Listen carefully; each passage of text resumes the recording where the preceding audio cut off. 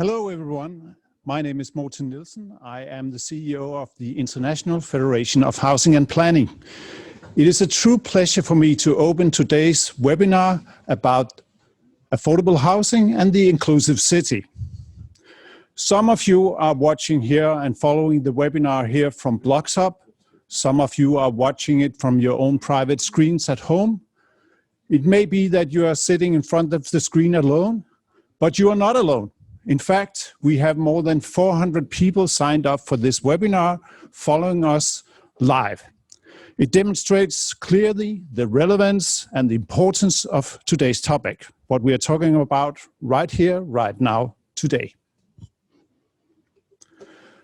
Today's event is a IFHP summit and an Urban Thinkers Campus. At the same time, this is made possible by the partnership between IFHP, the UN Habitat World Urban Campaign, the IHS, Institute for Housing and Urban Development Studies of Erasmus University of Rotterdam, and our closest friends, BlogsHub, where some of us are located right now as we speak. At IFHP, we are fueled by our engagement and the exciting possibilities that exist to make cities affordable and inclusive. Yet, today's webinar is only possible because of our sponsors and our members. They include BPD, the Baufonds Property Development, By and Havn, the City and Port Administration of Copenhagen, and Realdania. In addition, we benefit from the support of corporations and organizations from across the world. They are also named in your program. They are named on the slide right here. Please go visit their website, go visit their office. I'm sure there's one next to you wherever you are in the world. They are absolutely great people, and this is your chance to make great new friends. Talking about greatness, we have some great people in the program. They will be presented as we move along in more details. For now, I only want to introduce you to today's moderator, Mr. Savas Vertis. And to start with, I believe that you, Savas, will have some practical information to all of you. So over to you, Savas. Thank you very much, Morten. And I really feel very privileged to be part of this IFHP event today. So a warm welcome from me, both to our physical audience in Copenhagen, as well as our virtual audience on Zoom. My name is Savas Vertis. I'll be acting as your moderator, both for the morning summit and the afternoon masterclass.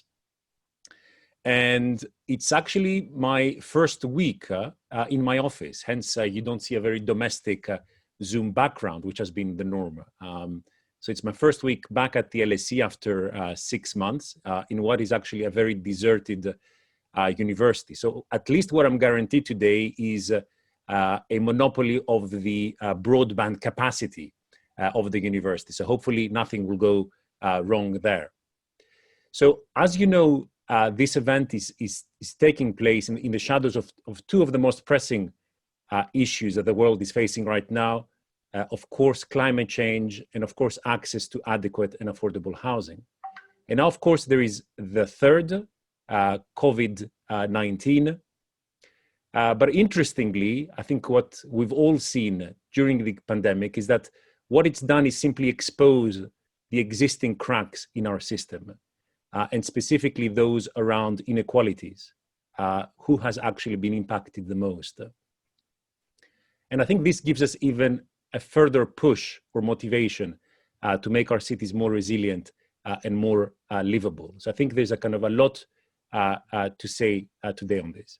As Morten said, the day will be divided into two parts, the summit in the morning, and there'll be a masterclass in the afternoon. And I just briefly want to say a couple of words simply about this morning and the summit. What we will do first in the morning is look at the wider definitions of the livable city, a conversation between Regitze Hetz and Jan Gehl. And then we will have a very interesting, more quantitative analysis of how you measure social progress. What we will then do is have two presentations from very different development contexts.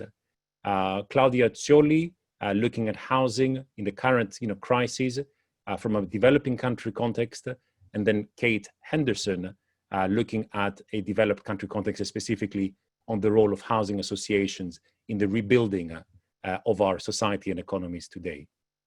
Finally, from me, some house rules. Please do add your questions on the tab below that you will see on Zoom.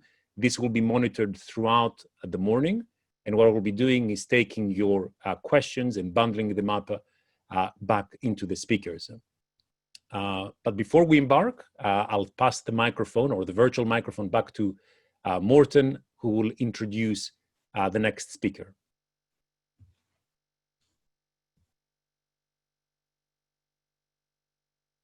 Thank you very much, Savas, for that. It's a pleasure for me to introduce the first speaker. It's Mr. Jens Kramer Mikkelsen, who is the IFHP president of the board. Jens is not only the IFHP president of the board, he is also the former Lord Mayor of Copenhagen. He's been the CEO of the City and Port Administration in Copenhagen, and he's currently also an urban development director at the International Development Company, NREP. So Jens, please enter the stage, and we are looking forward to hear your presentation about what IFHP does and how Copenhagen can inspire. Thank you, Morten. I love the title president, because you can keep it. It's a lifelong title, and in my capacity of president of IFHP, it's an honor for me to welcome you all to this year's summit. IFHP holds a special place in my heart. This is where I made friends in the 90s and the beginning of the new century, professional contacts, and still today, the organization continues to inspire me with new tools, insights, and very importantly, new personal contacts, including today's moderator, Savas Verdis, from the London School of Economics. Some of you are new to IFHP, and let me therefore briefly introduce you to the organization, the International Federation of Housing and for Housing and Planning. It's a global network of planning and housing professionals. We share a passion for sustainable development in urban areas. Our vision is to make cities better for people. IFHP has been around for more than 100 years. In fact, the organization has existed since 1913, when it was founded by Ebenezer Howard, a world-famous visionary and founder of the Garden Cities movement. The organization is defined by its members and can be found around the globe. As an organization, we encourage members to member-to-member contacts. That's very important in the organization. In parallel, we invite members to raise cross-border issues through one of the 29 council members and one of our 7 board members. The primary purpose of IFHP is to increase and cultivate our international community. We do so with relevant and interesting events that informs, inspires, and facilitate people networks. In the past, networking mainly happened as physical events, workshops, and conferences. The COVID-19 pandemic has forced us to rethink the way we do things. Today, we are driving engagement with online events such as webinars and today's online summit. Later today, we will even conduct an online masterclass that coincides with the launch of the IFHP Academy, an online platform for our education activities. all of this is made possible by digital tools. And this they make it possible for us to be here in Copenhagen. Some of us, Savas, today's moderator, to be in his office in London, and all of you to be in your home office or in your home elsewhere. And I think that Anthony Giddens would be very proud of what we are doing today, because we, despite where we are in the world, we are a part of one big arrangement. IFHP is not only connecting with thinkers and doers, we inspire actions through our flagship projects. These currently consist of one, the Social Cities program.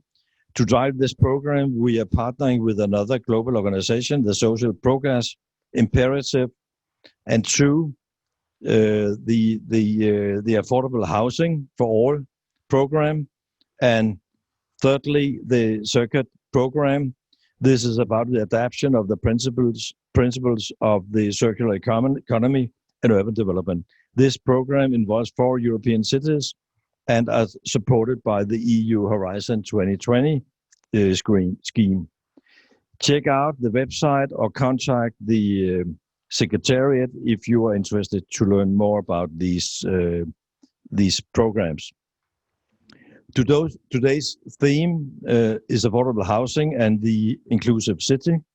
The challenge is to balance the need for decent housing with livable neighborhoods and sustainable cities.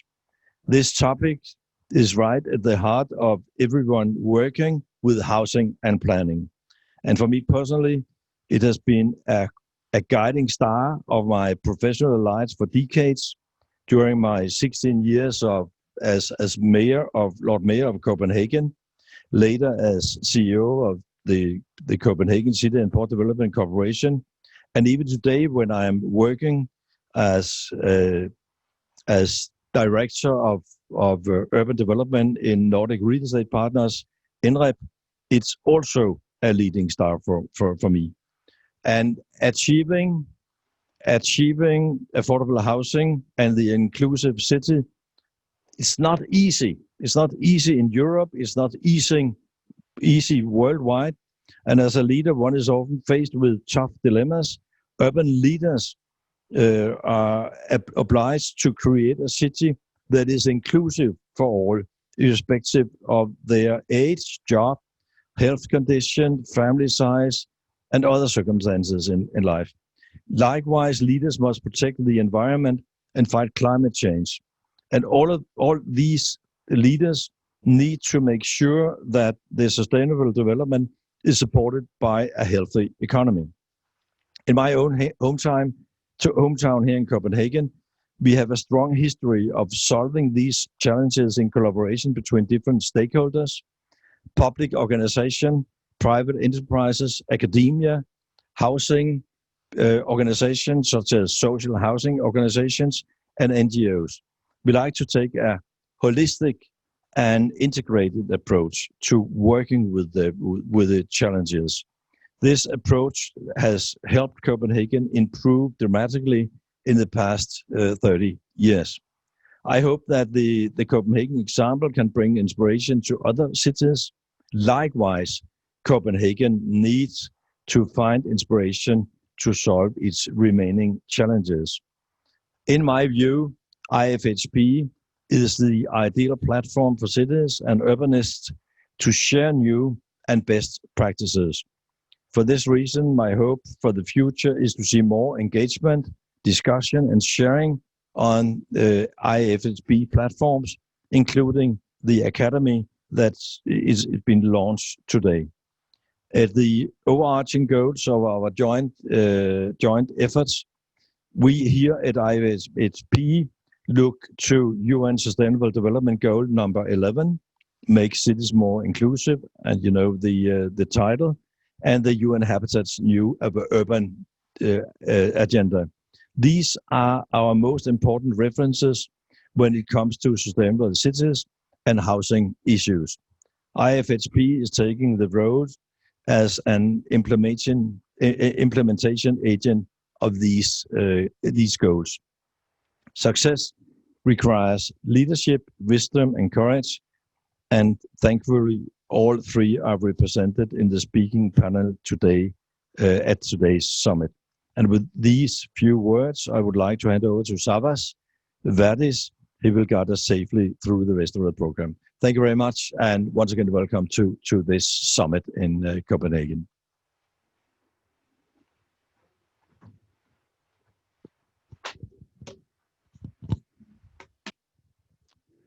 Thank you very much for that, Jens. Our next speakers will actually be here in Blocks Up Copenhagen, so I will have the privilege of introducing them to you. We will now meet Mr. Jan Gehl, world-famous author of the Cities for People book, which has been translated to I don't know how many languages across the world, but Jan knows, and I'm sure he will tell you in just a second. We will listen to a conversation between Jan and Regitze Marianne Hess, a close knowledge partner of IFHP, and she has been together with the organization for many years. With those words, I would like to welcome Jan and Regitze to the stage and to engage in the discussion.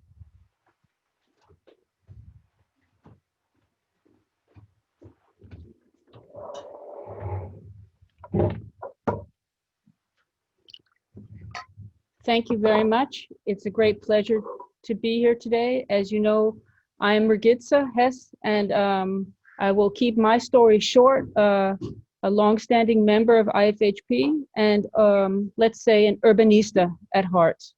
It is my heartfelt honor to have this rendezvous again with Jan, both live and virtual. Usually we do it live. And there's so much to say about Jan Gehl as an architect, a researcher, professor, founder of Gehl Architects, which is now a young adult at 20, but most importantly, a proponent of public space and public life. As Morten mentioned, an author of many publications in 50 plus languages, maybe more, an award winner, and very importantly, a collaborator.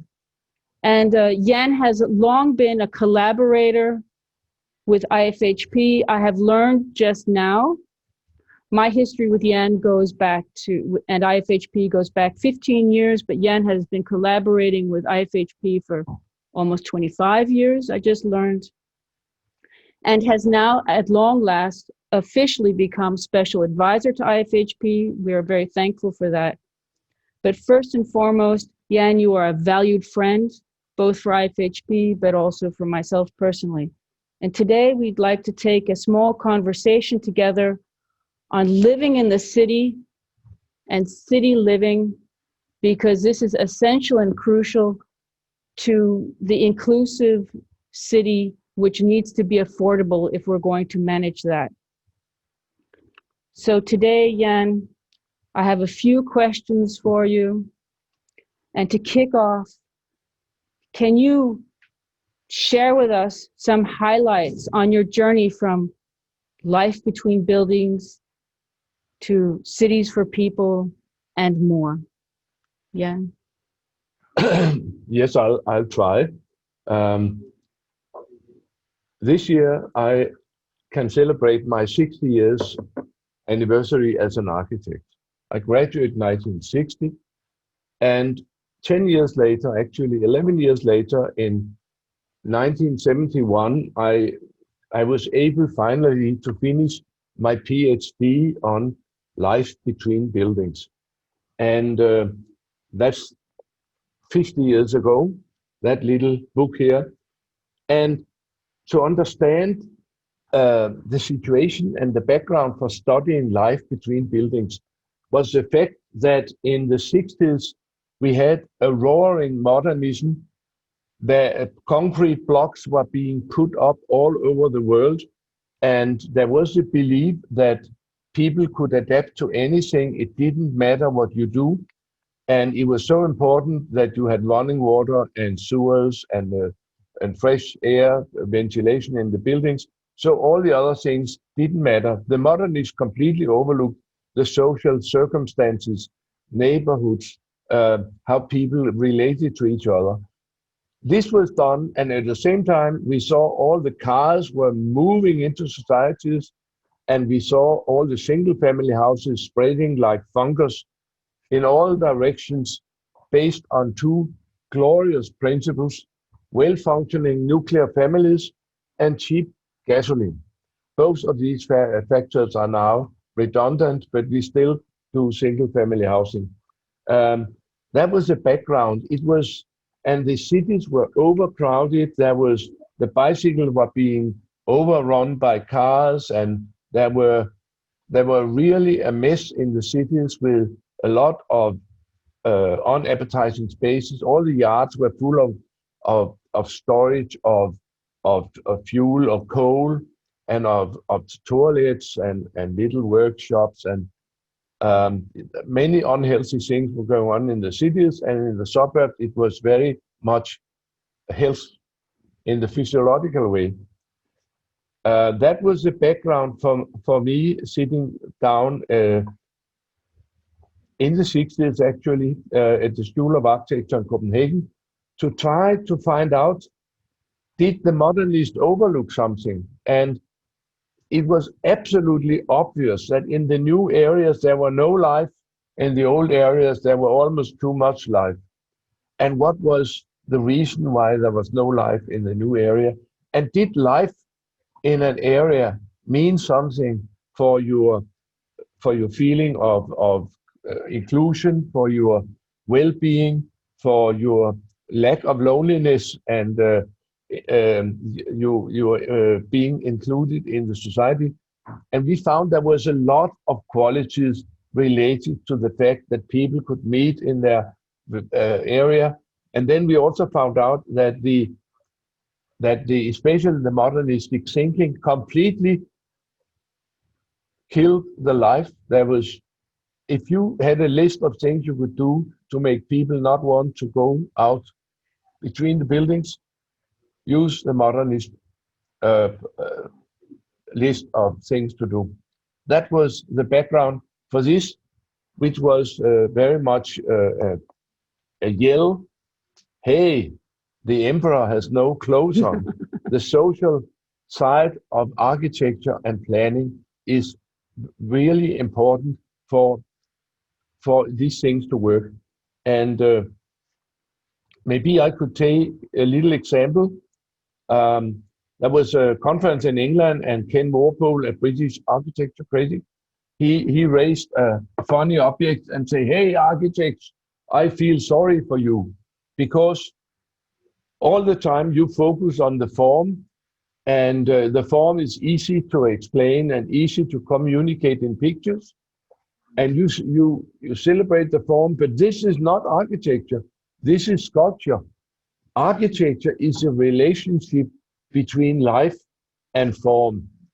And actually, if the relationship between life and form doesn't work, it's not architecture. Only when this works, we have good architecture. But the fact was that form was studied, and still is, all over the world very carefully, while there has been very little studied, few studies done on the life and the interaction. And actually, I can see now, 50 years later, that at that time in the early 70s, there were the first people who said, hey, what about the life? We must study the life to be able to secure that the architects and planners look after form and look after life in the same thing.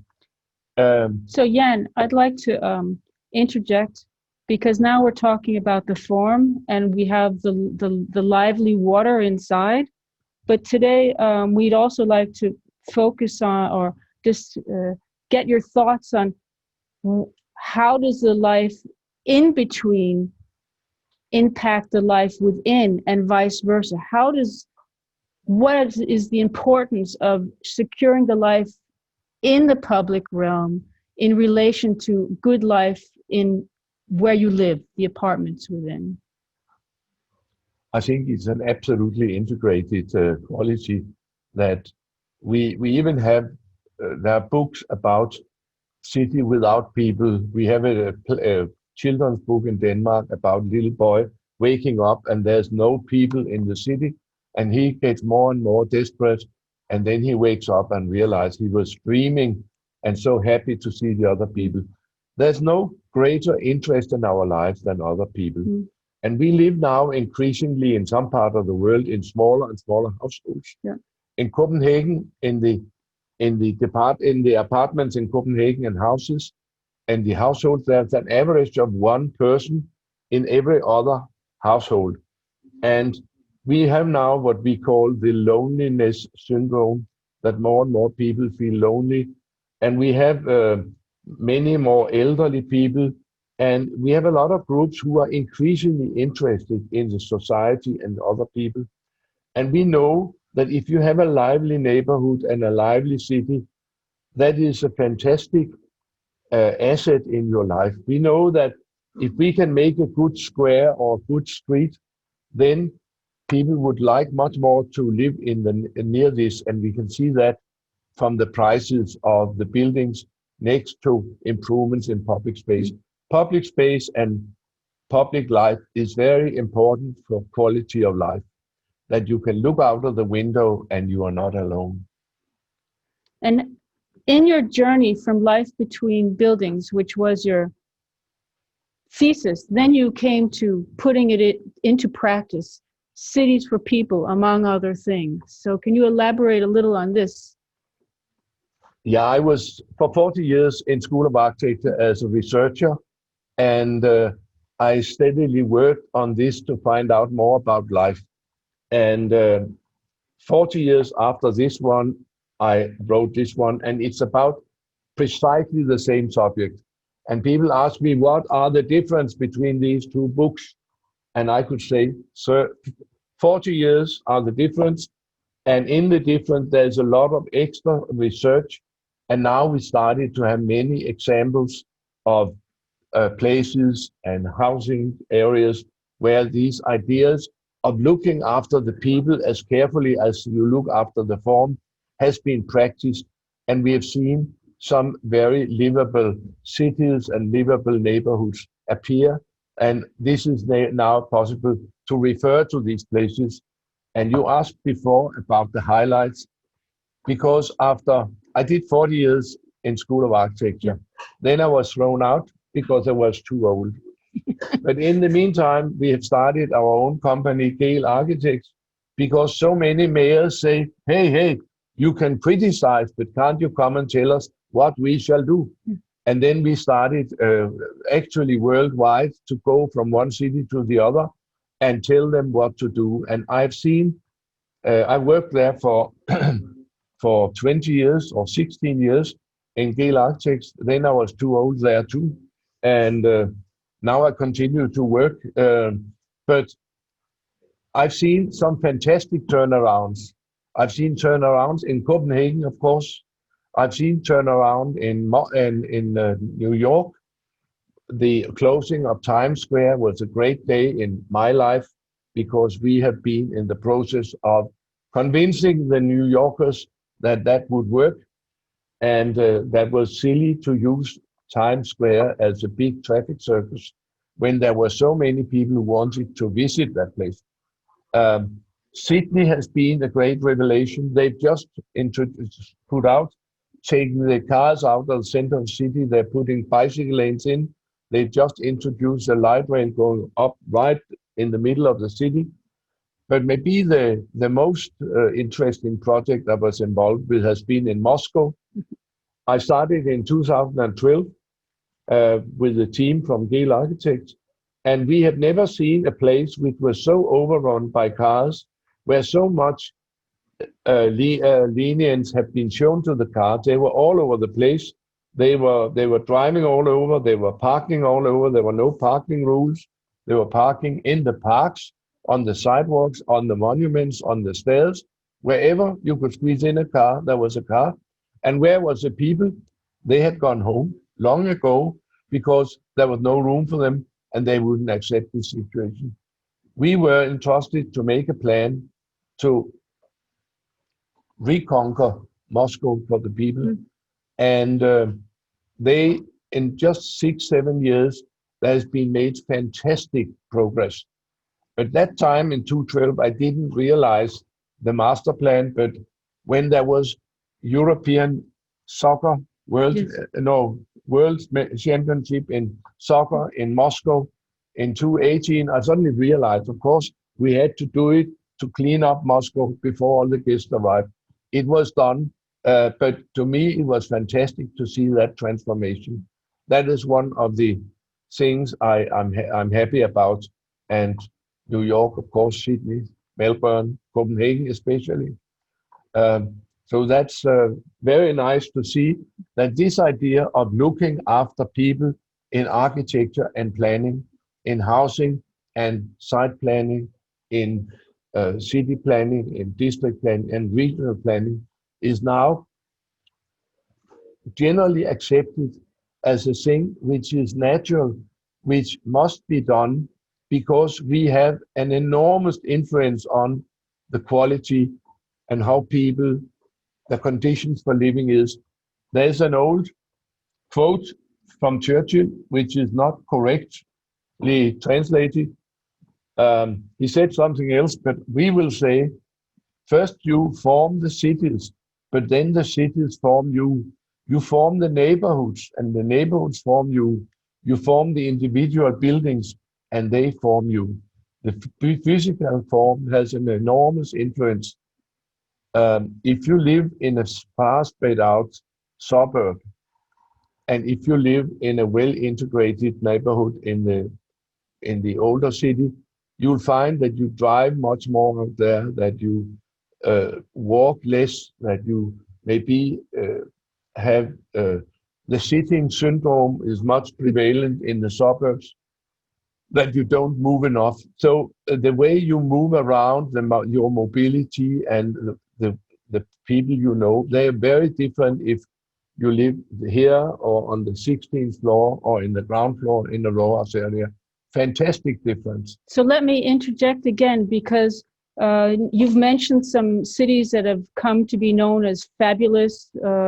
New York is much more fabulous than it was once. Making it more pedestrianized, and it is a very pedestrian city, New York City. Melbourne has become much more fabulous. I don't know Moscow, but Copenhagen is also riding on fabulousness. Copenhagen is attractive to many, but people are looking at the heart or the center of Copenhagen. But you have recently been in dialogue with our president of IFHP, Jens Kammer Mikkelsen, about Tingbjerg, a borough, an area outside of the heart of the city, an area with so-called social housing or affordable housing, an area built with the best intentions, but small apartments. And things need to be done to make it more livable, even though it was built originally to be livable. And I know you've been in dialogue with Jens about this area of Tingbjerg, which is similar to many other modernist projects around the world. What is your advice to inject life into a neighborhood like this? Yeah, generally, Tingbjerg is a very friendly modernistic scheme. It's based on a number of modernistic ideas with urban blocks and with a lot of greenery, but it's done by a very good architect, Sten Eiler Rasmussen. So that's certainly not one of the hard cases. There are many, much more hard cases around the world. But in Tingbjerg, as in many of these other areas, there's somehow too much space. And now we can see that there are maybe too few people and too much space. And also the flats which were originally put in were inviting for a rather homogeneous number of people, types of people. And it's a big wish now to have more intimate, more human scale more diversity of types of people, age groups, family sizes, whatever. And what can be done there, and also is being done in other of these urban block areas, is that if there's room, they start to put lower row houses in, so you have human scale among the bigger scale. In some of these cases, they even take some of them down to have room for putting more alternative stuff in.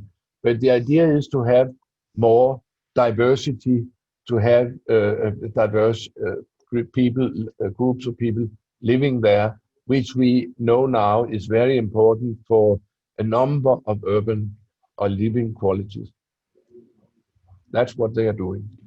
I would like to seize the moment now to also invite Jens Kammer Mikkelsen up here to hear a little bit more about what the two of you discussed when you were on site in Tingbjerg and why you had this discussion.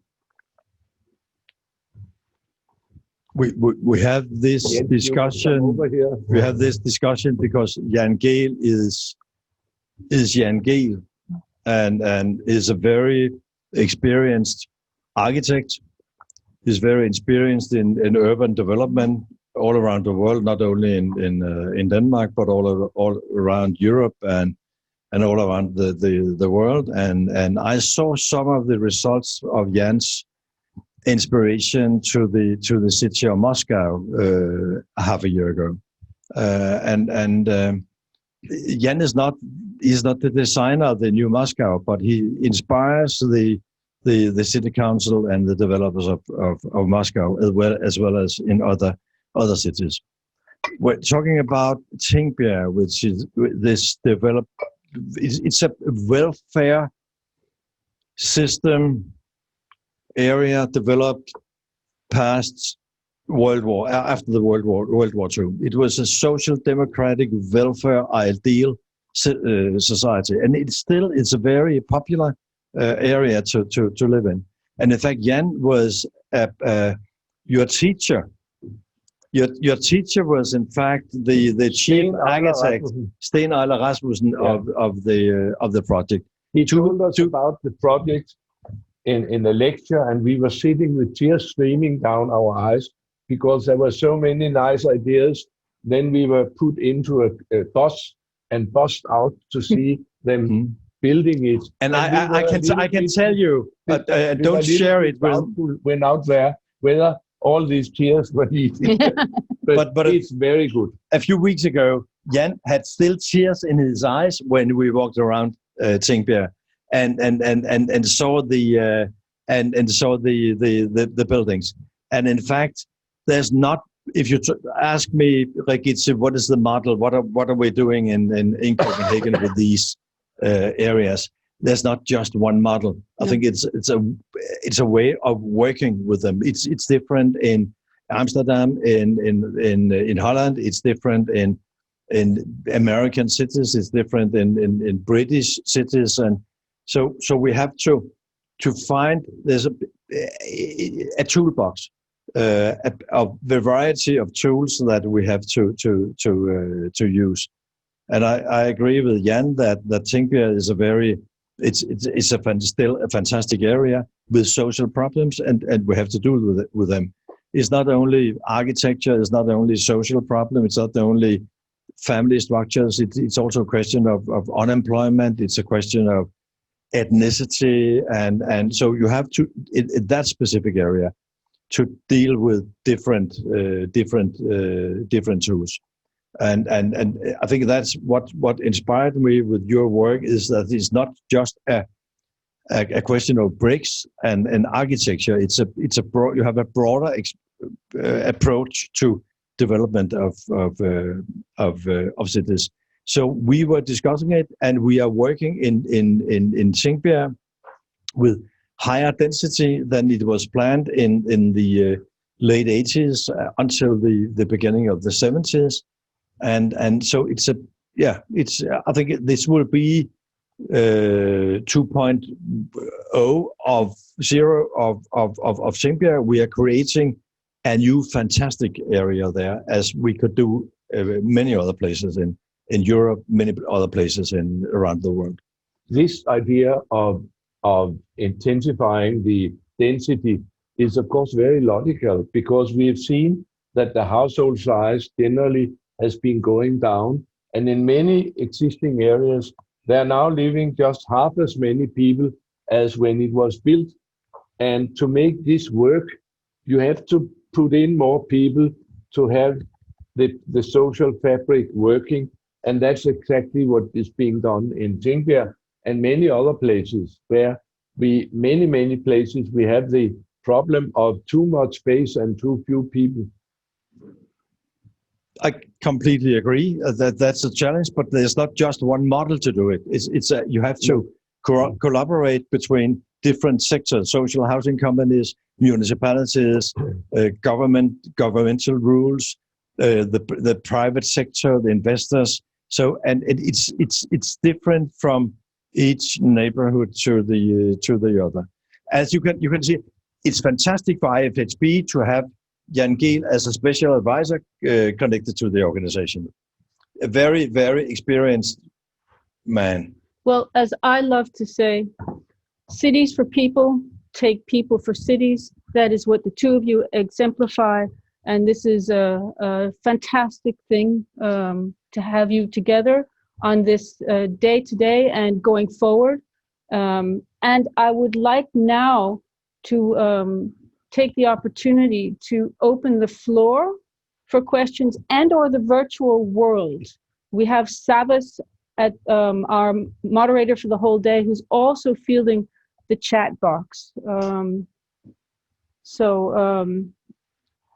First of all, are there any questions from the floor here? Or you can put them in through chat, and then it goes into the big mix. Savas? Yes, Regina. There definitely are some very interesting questions from the Zoom. So perhaps I can start, and then we can take some more questions from the audience in Blogs Hub. First of all, there are two strands of questions, and the first has to do with affordability. And what it seems is that markets, and specifically housing markets, are very good at monetizing sociability. They're very good at monetizing the work when we're injecting life into our cities. So from Jan's experience over the years, what has been a project that he's been involved in where the public realm and life between buildings, as he said, has been improved, but at the same time not impacted affordability negatively? Because that's the kind of usual story of housing markets. They just love sociability for that purpose as well. So it would be interesting, just in terms of an experience in his life of a project that managed to improve the public realm, but also dealt with the affordability problem.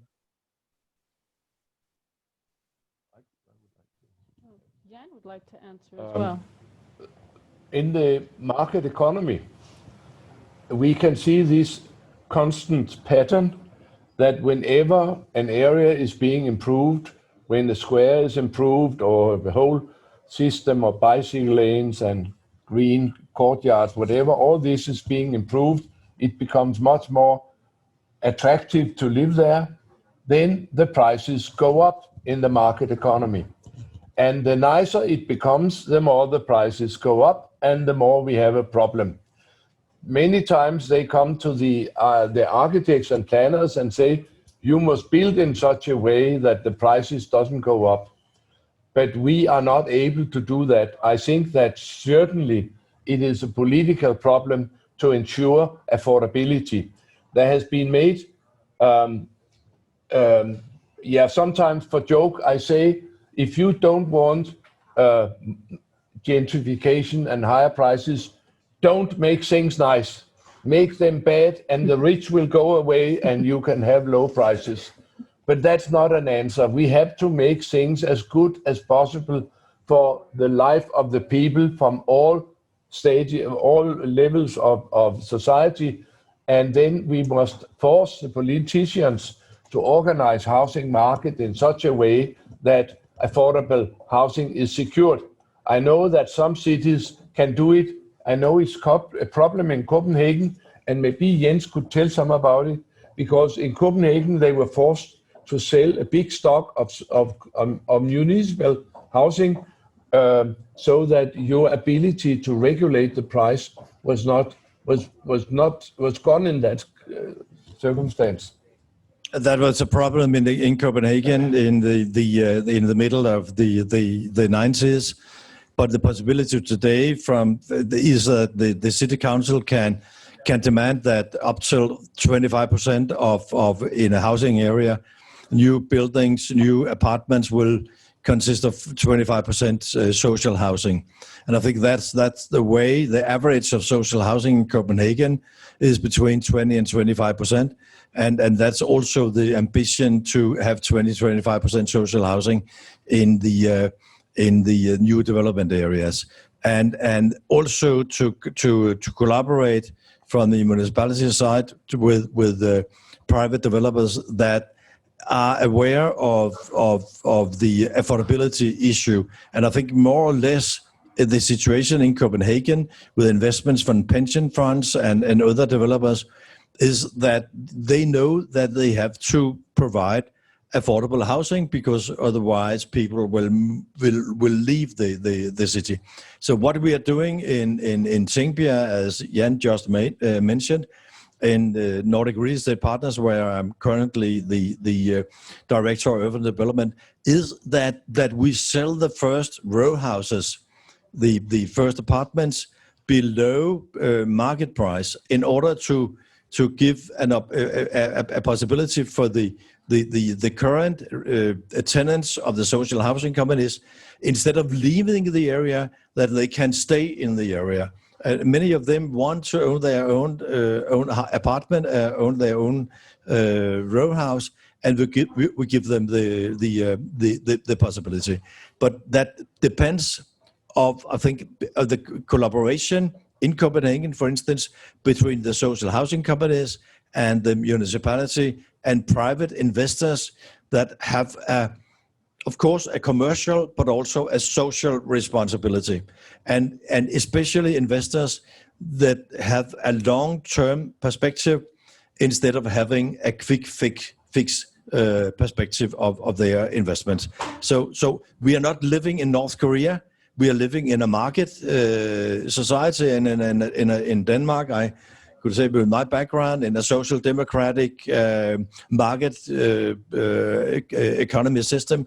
And I think that we can find, despite the different systems in different cities and different countries, I think there's a path for us to find solutions of affordable housing for all. And I think that IFHP, with the work we are doing, that I think we are finding not one but different paths towards affordable housing for all. Jan, yes. Yeah, I have another take which could supplement these ideas. That is, we could make more nice places and more nice neighborhoods.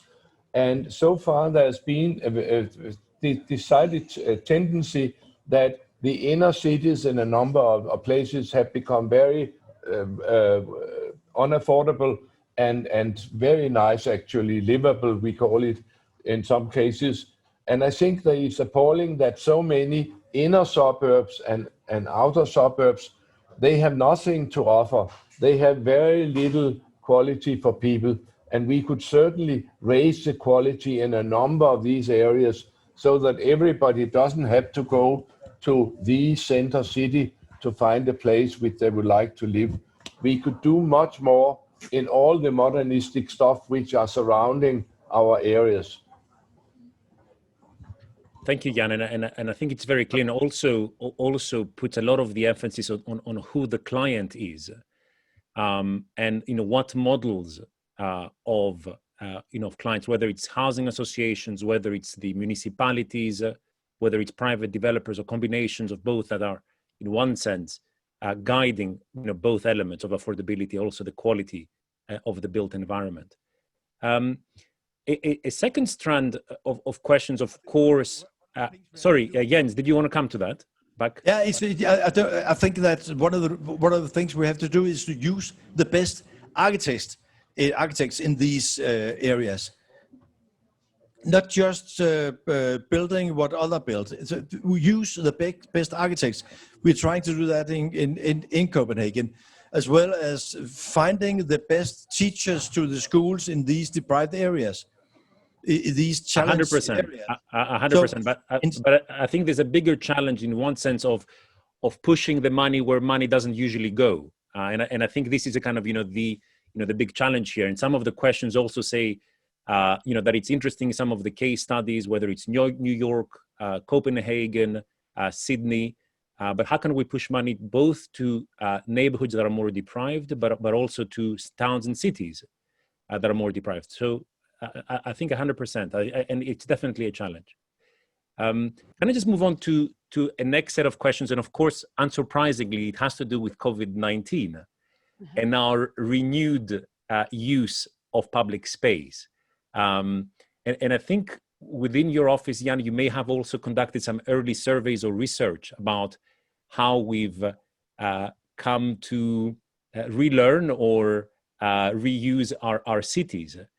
And some of the questions are asking, what impact would this increased digitalization, the fact that in a lot of cities, and as I said in the beginning, I'm speaking from central London in Holborn, which is very eerie and empty. How do you think our relationship with the dense core urban fabrics that we see in lovely pictures being busy and sociable might be affected? Is it a temporary glitch, or do you think there might be some behavioral changes? I don't believe in behavioral changes.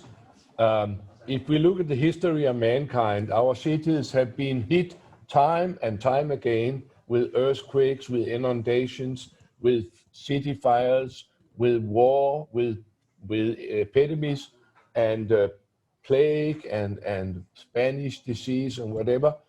And it's amazing to see that what happens every time is that after a while, Homo sapiens goes on as he was meant to go on.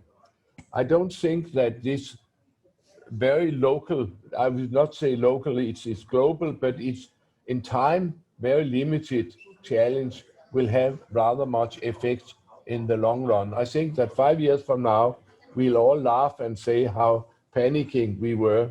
So relax, stay calm, the world will be good again, and use your spirit and your clean your hands and keep your distance until then.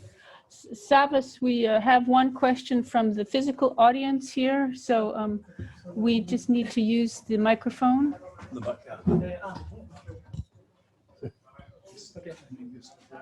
Sorry. Yeah, sorry. I'm Franco Crudi. I'm studying at Malmö University, Urban Studies. It's a master program. I totally agree what you said before about the COVID-19.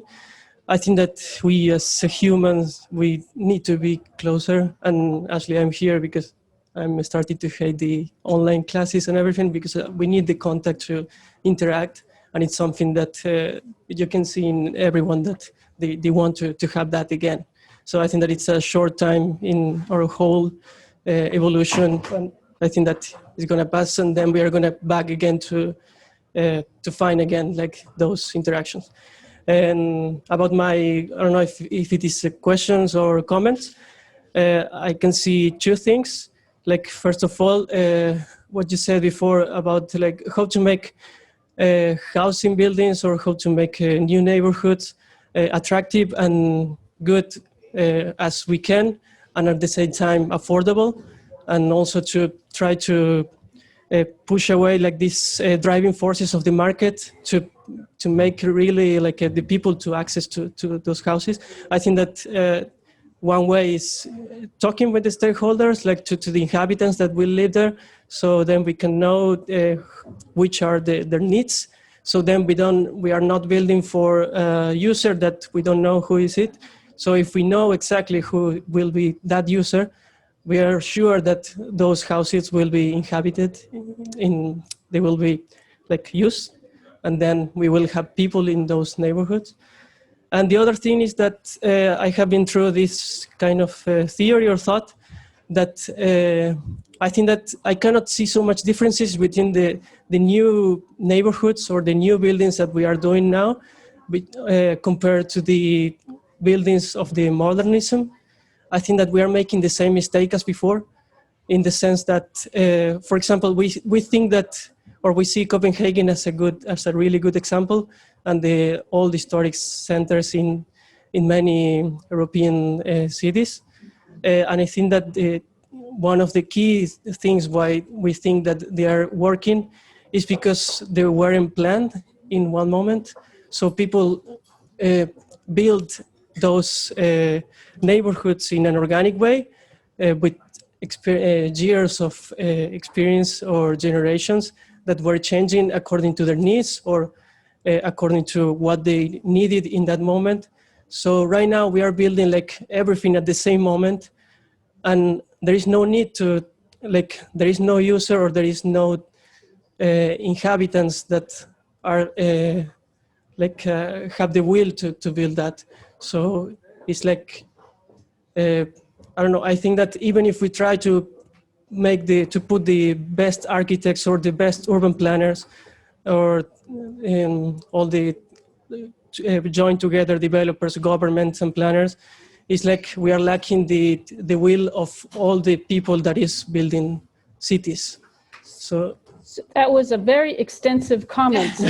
Yeah. Let me just We don't have much time. Yeah. Can we ask for, Sabas, is it okay if we get a short response from Jens and from Jan? Yes, and we need to squeeze one more question. I think that has been coming up here as well. Okay. I'll do one very shortly. The difference between the old Copenhagen and the new Copenhagen is the modernism. The modernism, before the modernism, every place in the world was made with spaces for people around which houses were organized. That's how the old cities were made. With the modernists, the whole focus changed from the spaces to the objects. Then it was a new town was made of buildings instead of made of spaces. Think about Ørestad. You can remember no spaces, but many individual buildings. Think about old Copenhagen. You can remember all the spaces, all the streets, and only the cathedral. So spaces are really the key to the difference. And if we concentrate on making good bases for where life can develop, that would be a very good idea and advice for new construction. We always did that, except for 50 years. Savas, we have one short question from the audience here, and then I'll give the floor back to you. And Jens also has to have a chance to comment, of course. Yes. Hi, hello. My name is Julia. I'm from the University of Copenhagen. Thank you so much for your brief introduction. I have a question about climate change and how cities are becoming more adaptable and trying to become resilient to climate change. And how can we combine these climate resilient infrastructures with concepts of the good life for everyone, and maybe using Copenhagen as an example? Thank you. We always have to use our money several times. And as I see it, the major challenge we now have all over the world in planning and housing, that's a climate change. And we have to build much more sustainable, and we have to address the climate very much. But at the same time, we have to address livability, and we have to address things like this sitting syndrome, that people have to move more and whatever. And actually, by taking more care of the people, inviting people to walk and bicycle and take public spaces, public transportation more, and make more intimate spaces and whatever, we can certainly address all these issues in one hit. More birds, one bird with one stone, more birds with one stone. This is a very experienced guy here next to me. So he has been working with urban development much longer than I have.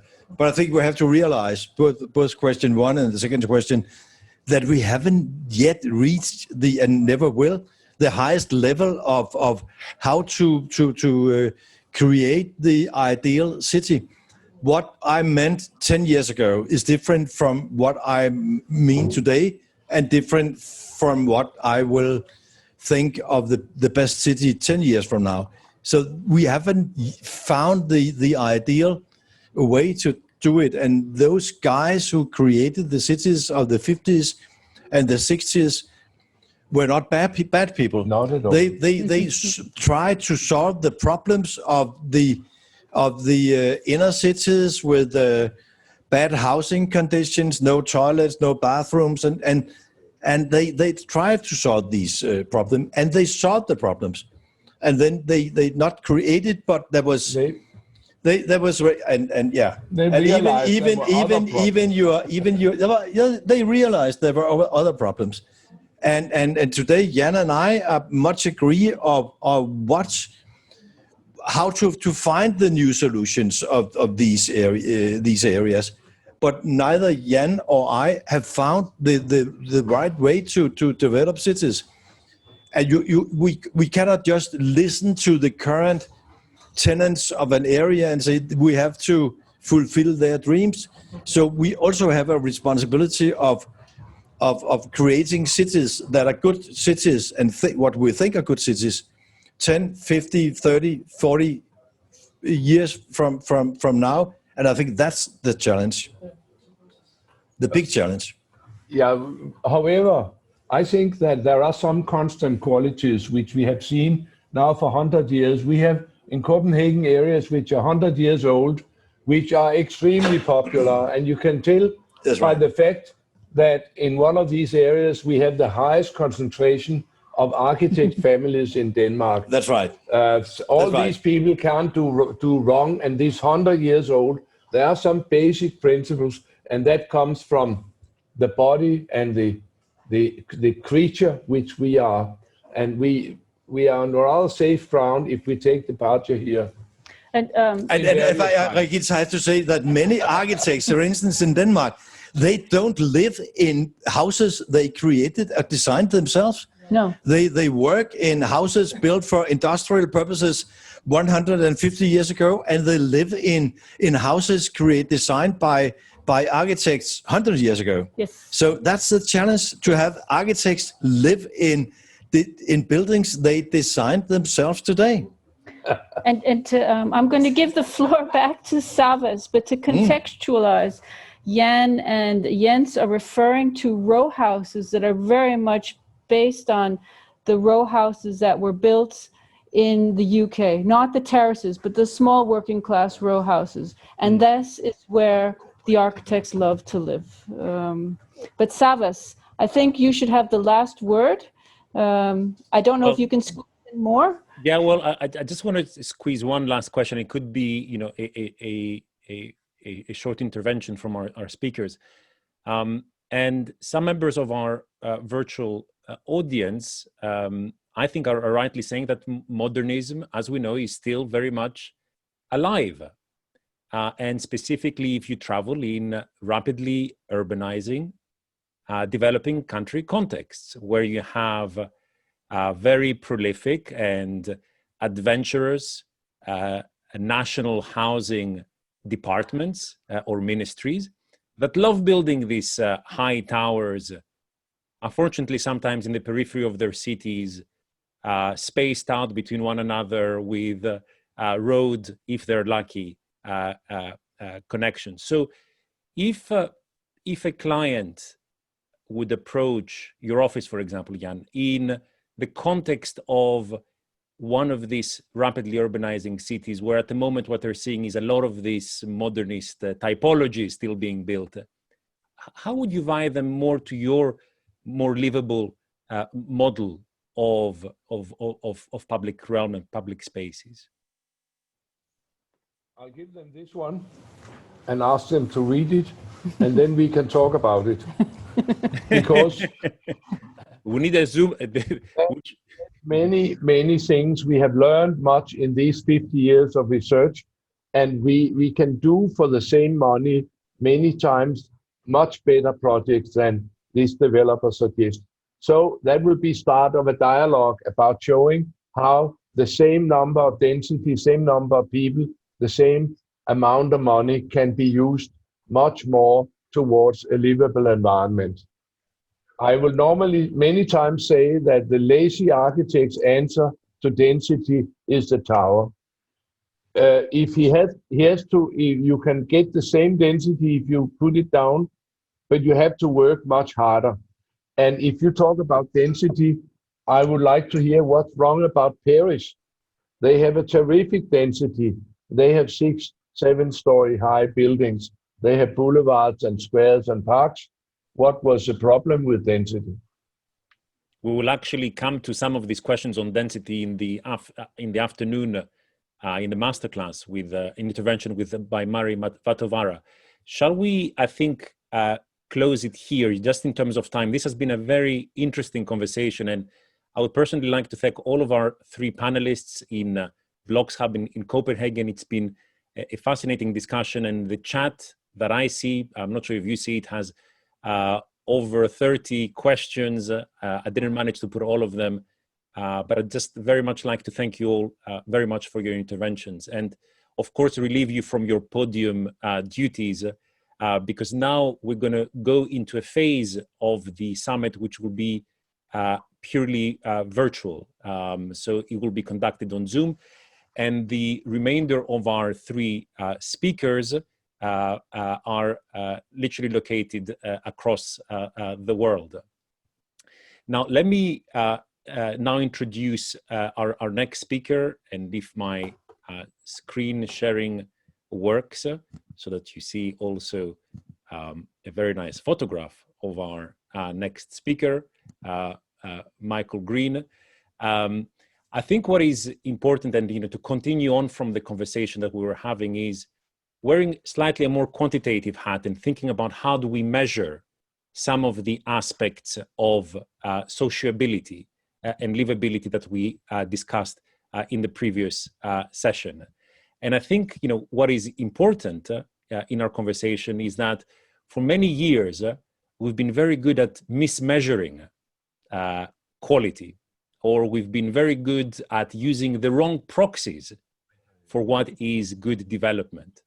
And I think there's no better person to talk about these issues than Michael Green, who is the CEO of the Social Progress Imperative, who's been at the heart of a new index to try to measure some of these aspects.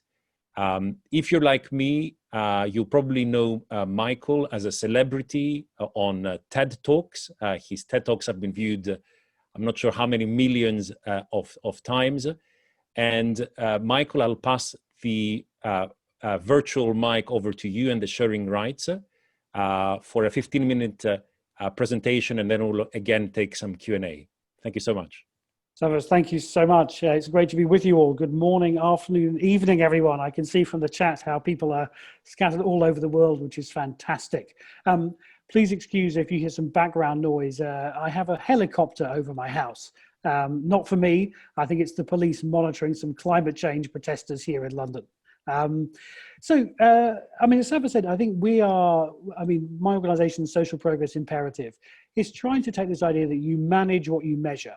So if we want to manage our cities, our communities, our countries in a way that we maximize the real things that matter to real people, we have to measure. And that's what the idea we have behind what we call the Social Progress Index. I'm going to pop some slides up for you now just to talk you through it, because often with data, it's easier to look at some slides. So the Social Progress Index fundamentally asks three basic questions. First of all, Does everyone in our society have the basic needs of survival? Food, water, shelter, safety. Secondly, does everyone have the foundations of well-being, the things to build, on which to build a better life? Access to basic education, access to information, health, and a good sustainable environment.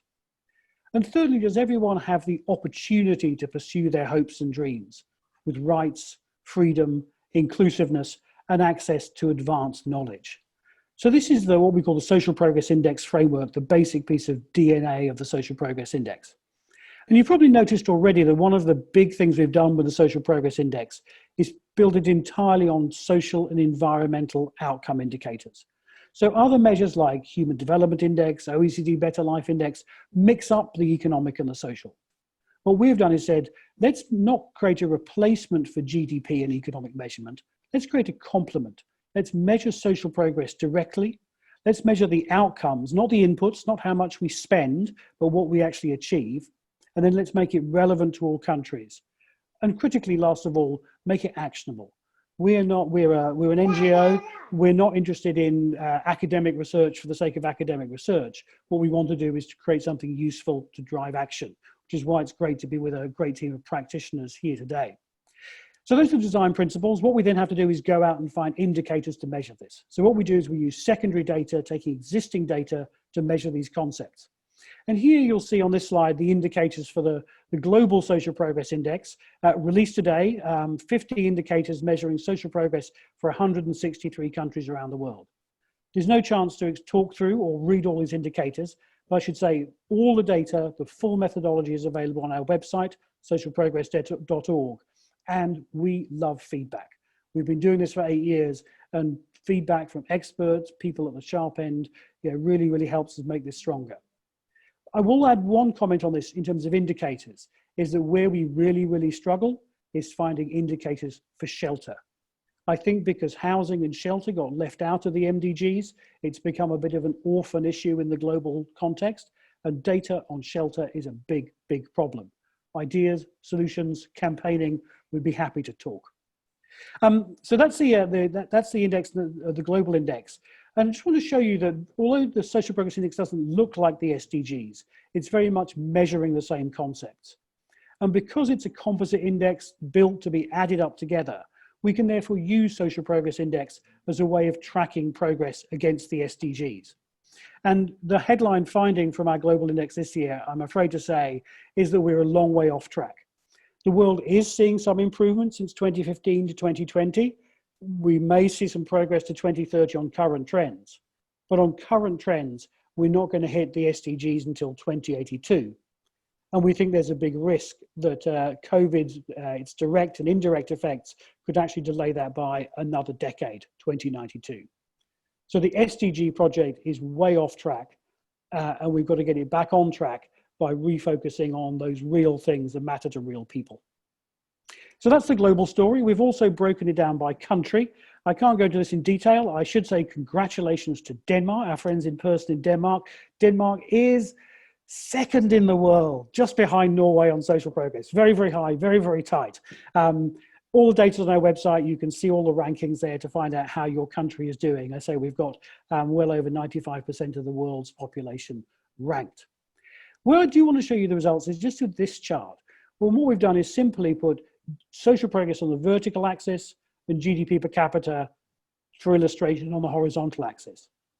And this shows this point that yes, getting more GDP does broadly help improve social progress. It pays for roads, it pays for nurses, it pays for pens and pencils and teachers, but it's not the whole story. GDP is not destiny. Some countries are much better at turning their wealth into social progress than others. And if you've got a plan for your society, your country, your city, your region, whatever, if that plan is just based on economic metrics, you've only got half a plan. And that's what this data very clearly demonstrates. We've done this work on the global index for countries, but we've done a lot of work now taking this down to a subnational level. And we've got a set of partners all over the world who are working to apply the Social Progress Index. And I'm delighted that one of our partners, our global partners, the IFHP, and we're really thrilled to be working together with you and your members on applying the Social Progress Index around the world. But one of the partners we had for a number of years now has been the European Commission. This is the Regional Policy Director at DG Regio. And together with them a few years ago, we built a social progress index covering the NUTS2 regions of the European Union. So that's 272 regions. As you see, it's a couple of years old. The UK is still on the map. This data is actually going to be updated in a month or two's time.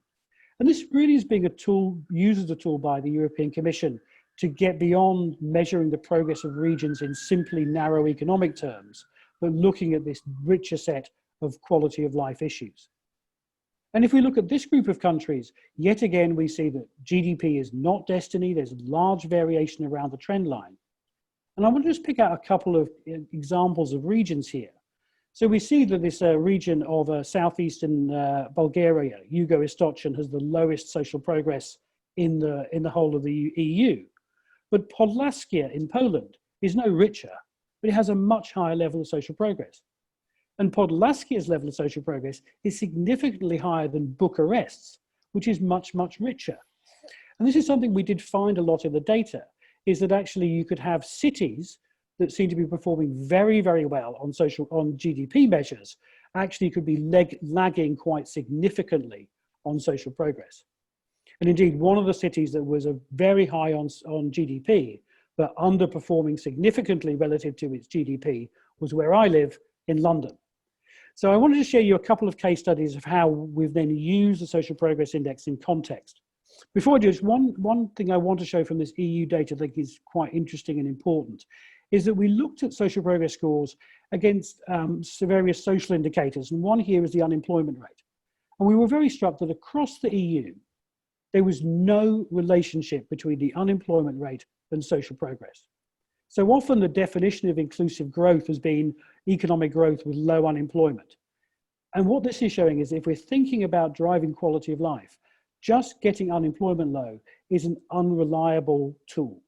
Now, there's lots of reasons for having low unemployment, but what this is saying is that you've got to be thinking about the quality of work as well as just getting the unemployment level low. That unemployment lowering is not enough.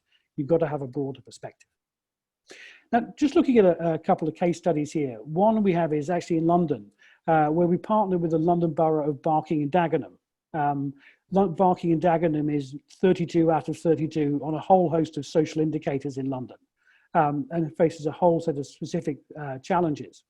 So as part of its borough strategy, we worked with Barking and Dagenham to build a local social progress index broken up by the 17 wards of the borough, which you'll see here. And they've then integrated that in as a monitoring tool for their borough plan, as a basis of dialogue with citizens about priorities, and also as a tool for public service delivery. And what they're finding is that by looking in this holistic way, community by community, it's really helping them to target services. And they're already able to see how they've reduced the number of families who are homeless. They're able to target financial support, support on energy bills. And this is not just improving social outcomes, it's also saving them money. So far, they've quantified that by using Social Progress Index, they've actually got clearly quantified savings of more than £3 million from the budget, which in these times of fiscal austerity, saving money is always a good thing. Barking and Dagenham has also done some great work applying this to the public procurement system. There's a lot of push now about how can we use public procurement as a way of driving social progress. Well, Barking and Dagenham have done this, integrated this into their procurement process to use that instrument as a further way of supporting quality of life. Barking and Dagenham are very happy to talk about their experience, and they will speak about it much better than I will. And I'm always happy to put you in touch. Another example, my final one, is just coming from the United States, from the city of San Jose, California, the richest city in the US, the 10th largest city in the US, but one with enormous social problems. And this is why Mayor Liccardo has been pushing this inclusion agenda for the city. So what we've done with San Jose is we've broken this down, the city down by zip code, and even lower down level to census tract level. So we've given the city this very granular map of the city, and to see how you can have neighborhoods that can seem to be doing well economically, but actually have social progress challenges. And then they're mapping this data onto other things like skills data to get a much more three-dimensional picture of how the city is doing. And things like, if you've got a community that's got a lack of work, It may not just be skills training they need. It could be lack of childcare, lack of transportation. This is helping them build an inclusive strategy. And what they're also doing, in a number of the cities we're working with in the US are doing, is using this data as well about COVID response. Because we know that COVID's got huge distributional ripple effects, and trying to target basic income schemes, support to businesses on the most needy communities is something you can do. And this kind of data is helping them to do that. That's just a couple of case studies. I say we're active around the world. Social progress is a tool that is an open source technology that we're working with partners to implement and use to try and drive better decision making. And we're delighted to be doing that with IFHP. Savas, back to you. Michael, thank you very much for this very clear and concise presentation. As we're waiting for more questions to come online, and please continue to push this through on the Q&A tab. Perhaps I can ask one question, Michael, and that's more of a kind of personal reflection of how you see over the years the impact that the HDI, the Human Development Index, has had on policy making across the world, and what lessons do you think you can learn from that experience? I mean, the HDI, how old is it? Is it a quarter of a century old or 20 years old? Yes. How do you think, what lessons can you learn on your social progress index in terms of how you can change things just by measuring them right, or going beyond the kind of the purpose of measuring? What impact can measuring have in terms of change?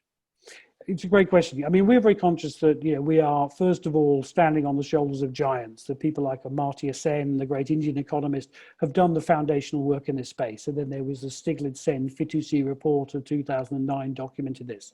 And then obviously, I mean, the great Pakistani economist Mahbub ul Haq built the Human Development Index, which is a huge step forward. And so we've really been thinking about how do we make sure that data is useful. And the chairman of our advisory board is Professor Michael Porter from Harvard Business School, who is well known for his work on competitiveness and the way that we now see that competitiveness index that he built that the World Economic Forum drives is a huge influence on policy around the world. So what we saw clearly was a number of things. First of all, you've got to have a composite index that simplifies things down to a single number.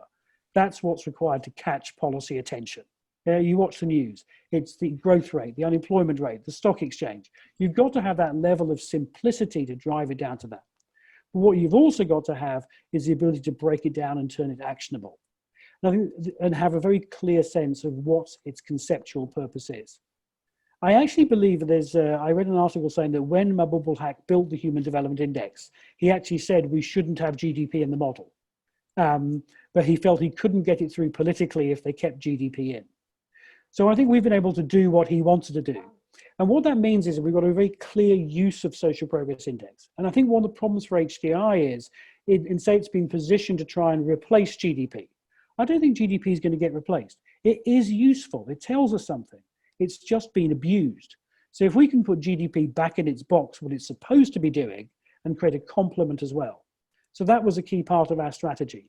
And then also making sure you had, HDI only has 4 indicators. And so it doesn't have that richness to really understand where am I weak, where am I strong, how can I improve?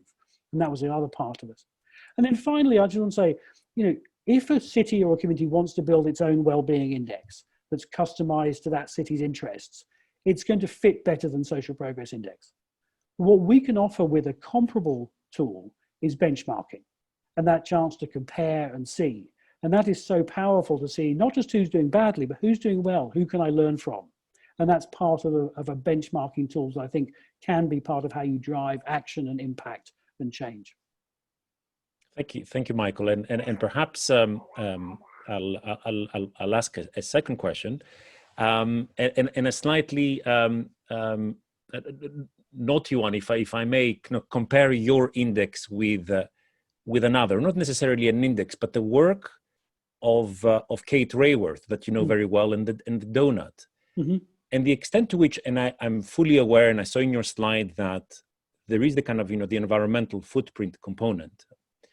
And the big question is social progress at what cost to the environment? And I think what her method does very well is very much say, to what extent, because we all want social progress, to what extent are we achieving that whilst overpassing on our environmental boundaries? I'm just saying this because, as we know, we're all, living through this climate crisis.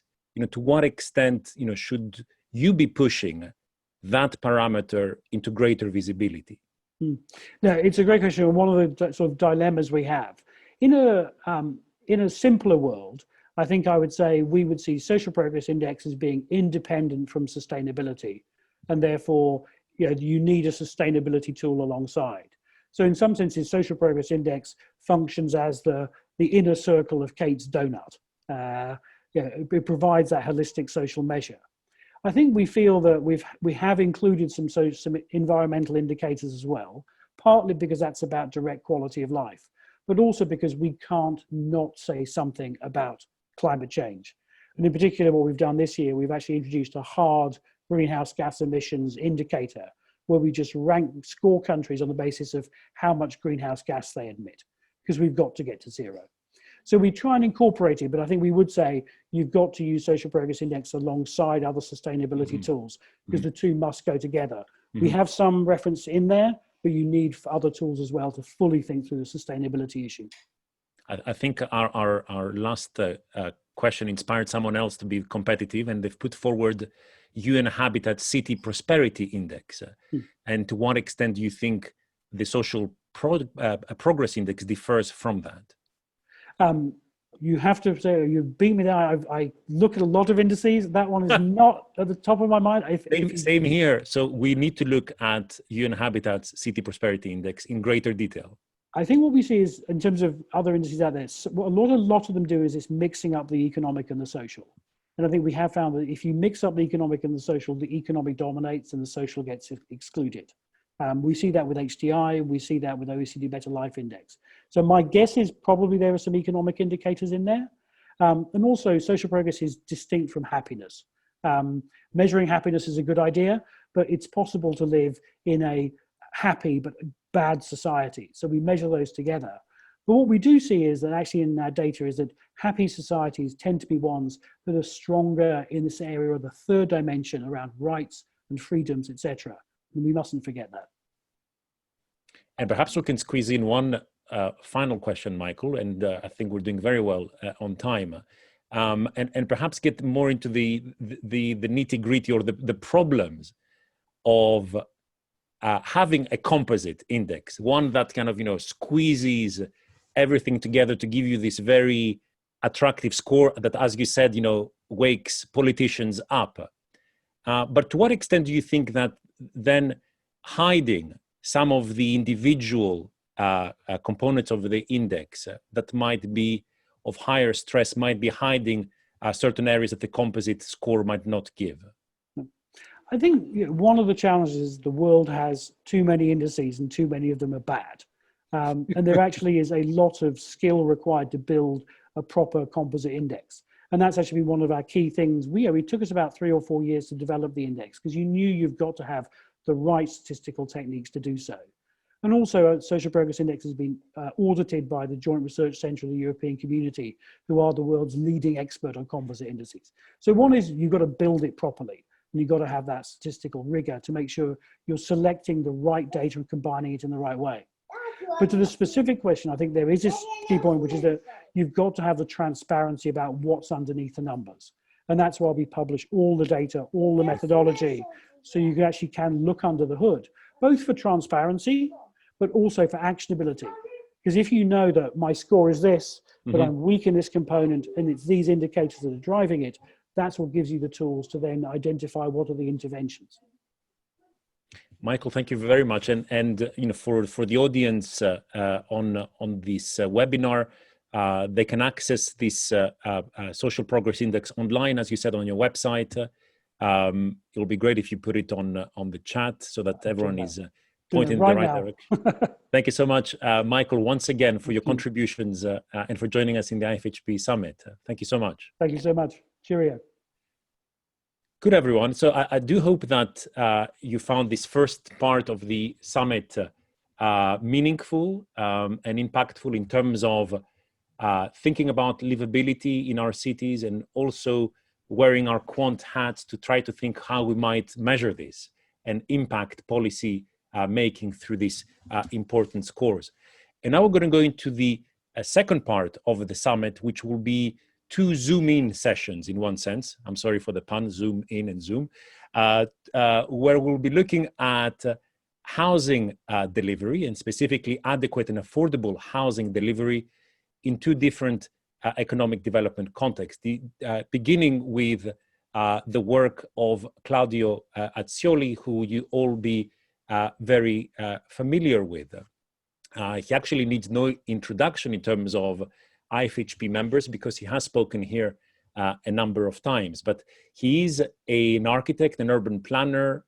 You've probably have encountered his work for many years through his collaborations with the UN, where he's worked in the development sector for over 40 years in 30 or more countries. He's a specialist in housing and slum upgrading, which will be some of the issues that he'll be talking about today. Claudio, it's very good to have you back on the IFHP, and you've made yourself visible, so welcome. I will pass the virtual mic over to you, and you can share your screen, and we have 15 minutes and then followed by a 10-minute discussion. So thank you very much, Claudio.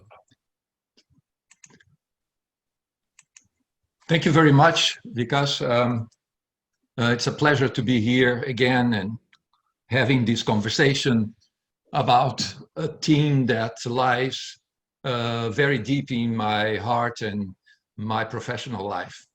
I'm going to start with the content of the presentation directly. So I will cover 6 main areas. First, I would like to start already what we mean by housing. So making a case that we need to know exactly what we're speaking about when we say housing. So, and I will make also a business case about the symbiosis between the city form and urban planning and the way we deal with housing. It seems redundant, but over and over the places I've worked, these things are not so simple as they look like. Then I will look into policies to make housing widely accessible. So very briefly, just highlighting the types of policies, whether we focus on the demand or the supply side and the results that we get in the end. Then something I call the global affordability crisis, bringing you some data and making a case that this is, I would say, the deep-rooted cause of a lot of problems we see in globally now, which means informal urbanization and the rise of informal housing, street residents and slums. Then I will do a snapshot on the impacts of the pandemic as far as we can see, particularly in the poor living in informal areas and informal housing areas, and then finalize with experiments with land-based finance, so that leading to densification and sustainability. Obviously, time allowing, I would elaborate more or less on that. Now, and then the propositions, which depends on how fast I will reach my 15 minutes.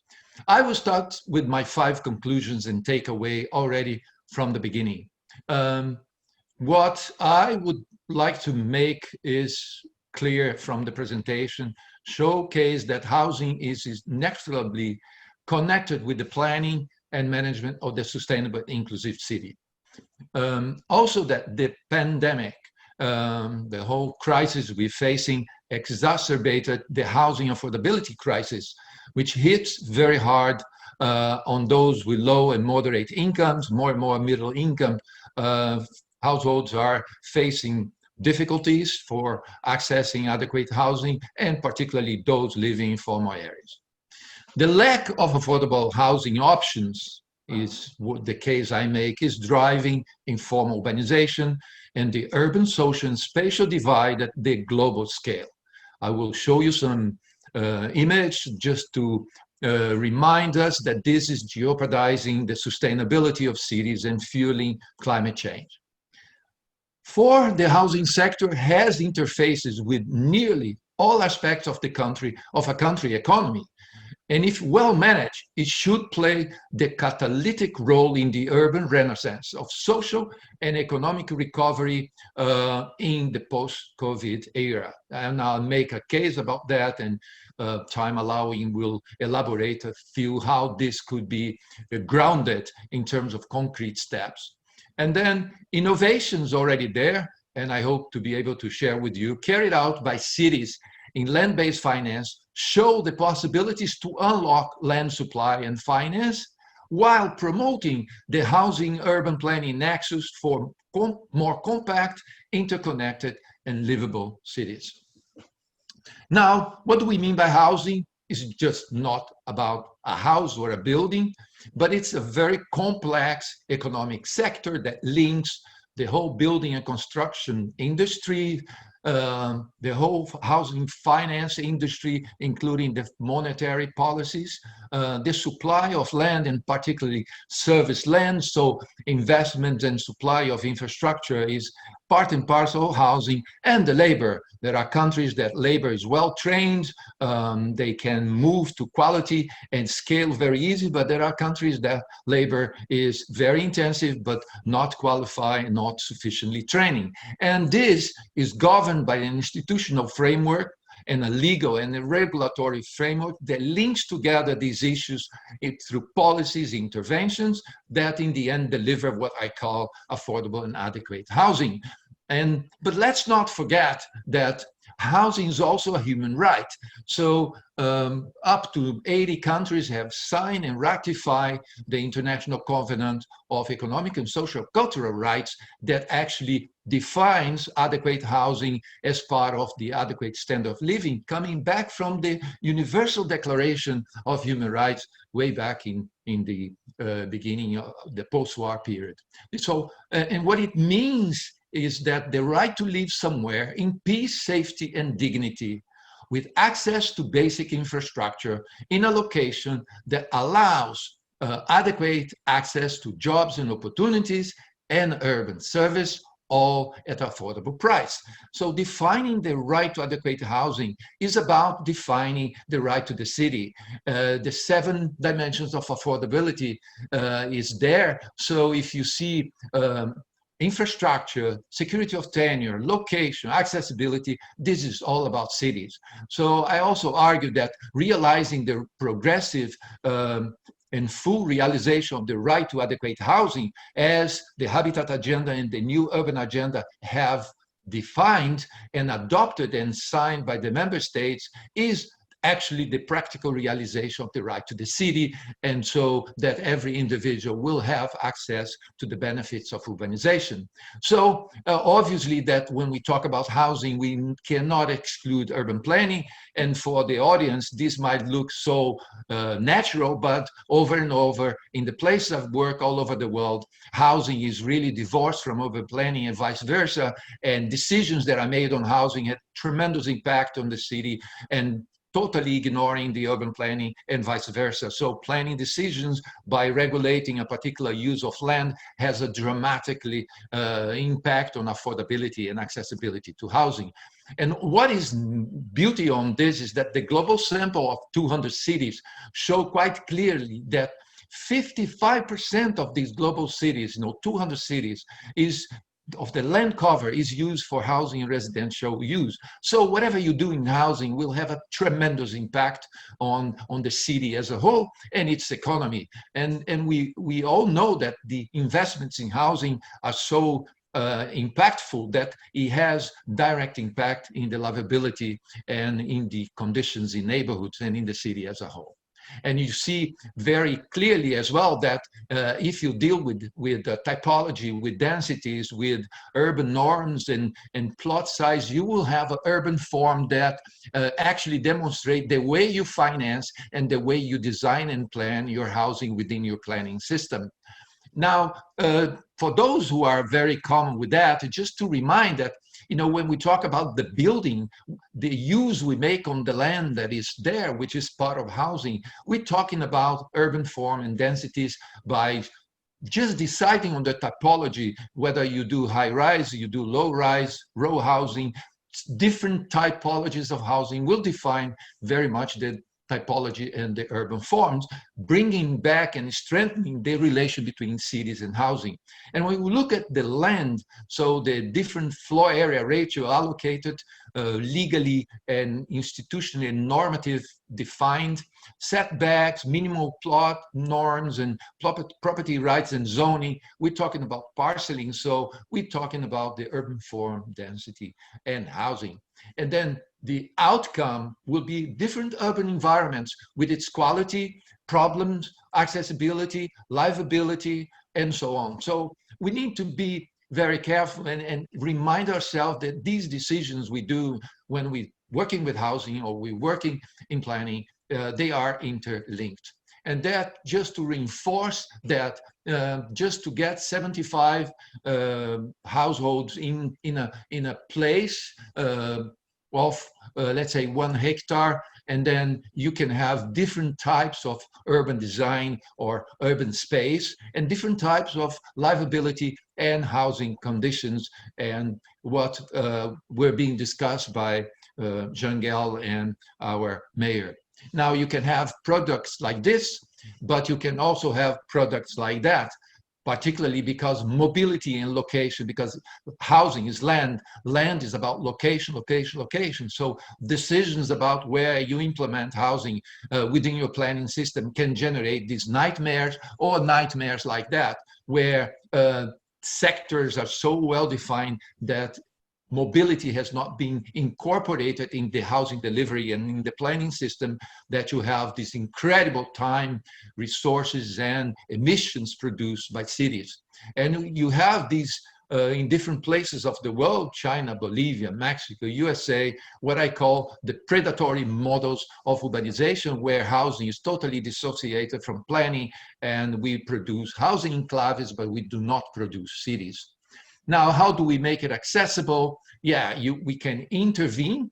Either the tradition has been like that for many years, just intervening on the supply, creating different cost reduction in infrastructure and in land, or even subsidies. But from the 90s onwards, we start increasing the ability to pay of the demand. So support of household income, different types of vouchers, rental subsidies, and different kinds of supports, so that housing remains affordable and people do not commit more than 25–30% of their household income to housing costs. So policy intervention should actually focus on the two sides of the market, if we say.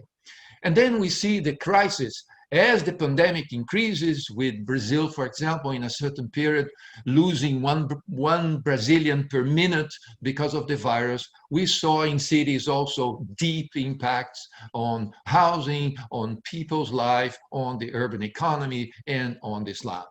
So coming to the affordability crisis, three prominent issues come that were there before the crisis: unaffordable housing, informal urbanization, and urban sprawling. Now, urban sprawling, the data from the 200 cities, the University of New York, Solly Engine did a lot of study on that. You know, cities growing its land cover twice the rate of population growth. So we actually going out of the land that we need, and we creating another nightmare for the future generations. So I'll go very quickly here the way we measure the ability to pay. So house price to income ratio 3 and 25% of rent. So with that is the idea that how can we make financial inclusion is if it's beyond that, it's unaffordable. And these are the 200 cities to get a universe. And here is consistent with other data sets from that is published and available there. And what did we find? Home ownership, not affordable. Rental housing, not affordable. the housing sector very restricted, and then distortion in the spatial structure of cities, informal housing, slums, rooftop development, overcrowding, high land price speculation, and sprawling. Now, I'm coming to the end of my 15 minutes, so let me eat a few minutes before I close on the right time. Do you allow me, moderator? Just a couple of minutes. Of course, yeah. Okay, so now the argument I made is the lack of affordable housing options there leads to these things. Growth of slum, informal urbanization at a large scale. Sub-Saharan African countries, going up to 70% of the urban population living in conditions of slums. So that leads to a social and spatial exclusion, and this unresolved housing problem, this persistent, international organizations, the international NGO movement, financial institutions, national, local governments seem not to really put hands on and understanding and tackling the housing problem from its deep root to the scale that needs to, in order to put a closure in these cities of exclusion. And what are these cities of exclusion? We know it all. Those who have and have not, nightmares for some, beautiful life for others, accessibility to goods to one, not for others, living close to each other. But let's be very clear about, it's not only a developing country. This is Paris, 2017, and this is one of the most powerful cities in the US. More and more, 80,000 people living in these conditions in LA, the population fighting for housing. This could be in the Philippines or in India, where people encroach alongside the railroad, but this is LA. This is United States, the biggest economy in the world. Or places like that in Latin America, where you see this is the iconic building Paraisópolis. Okay, so sorry about that.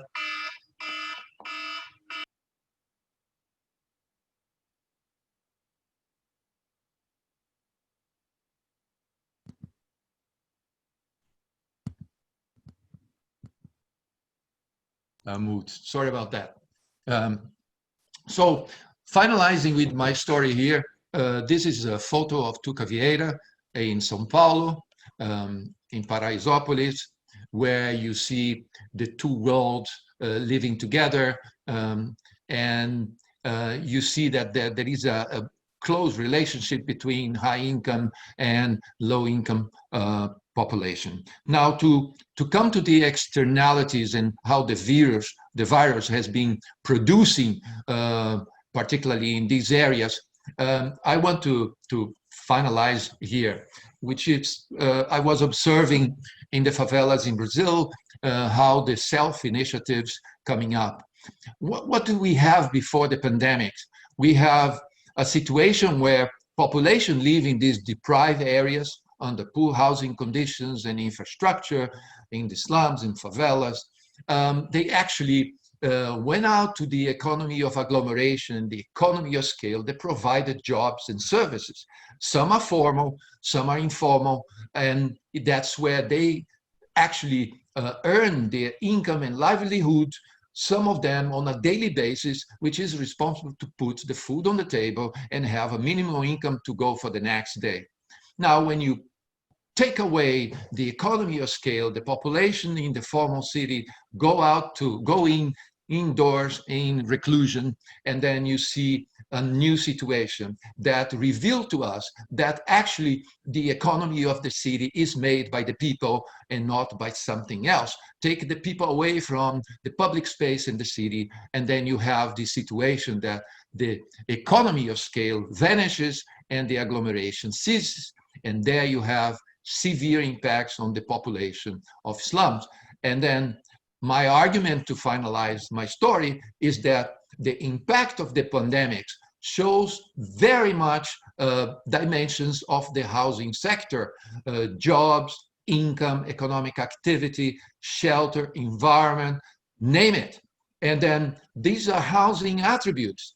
And if we can design a response putting the housing sector as a catalytic, not only to deliver the SDG 11.1, which is affordable housing, but actually being the motor to create transformations in the way we deal with cities, but also in the way we deal with the, let's say, the provision of opportunities for people to access not only good quality housing in good location, but also those who are already living in bad conditions can actually find a way to improve. And you will actually look, because of this intersection of the housing sector with the economy, you will actually trigger economy, you will trigger job generation and poverty reduction. So all with that, these are the key policy areas that we can discuss later on. You know, people-centered, twin track policy, looking at the land supply, tenure options, not only focus on ownership. So these are the, let's say, the lessons that we have already there in some countries, like I show Brazil, Mexico, Netherlands, Sweden, Uruguay, Singapore. So that I experienced there, we need to learn from them, adapt to the situation, and give a robust response in terms of policy. So forgive me to jump very quickly on the conclusions, but I hope that has been useful for the discussion we're going to have now, and also, let's say, in the masterclass. Thank you so much, Claudio. And this was a very clear message, and we do have about 5 minutes for a discussion. And perhaps if I may start, I do sense a sense of optimism in your voice in terms of the potential response that can happen, post this specific crisis. And as you said, the impact of COVID-19 has been detrimental both on the supply side of the housing sector as well as on the demand side. So anything from construction being stopped to the financing being completely disrupted, and also household incomes disrupted in the majority of countries where people are unable even to pay their living costs. So in that sense, that has been a disruption. But at the same time, you said that this crisis, as we know very well, existed even before COVID-19. So why a renewed sense of optimism now? What do you think this is a good time to leverage on policies that have been around with us in this community for 10, 20 years? Good point. Okay, first of all, I am a believer in human intelligence, and I believe that we're able to think what we've done. If we continue doing what we have been doing so far, we know the results. Well, it's all there. Open your window wherever you live. This is the result of doing housing, urban planning the way we've been doing. This is the result. We need to change radically. And I think the pandemic put everything naked. Why?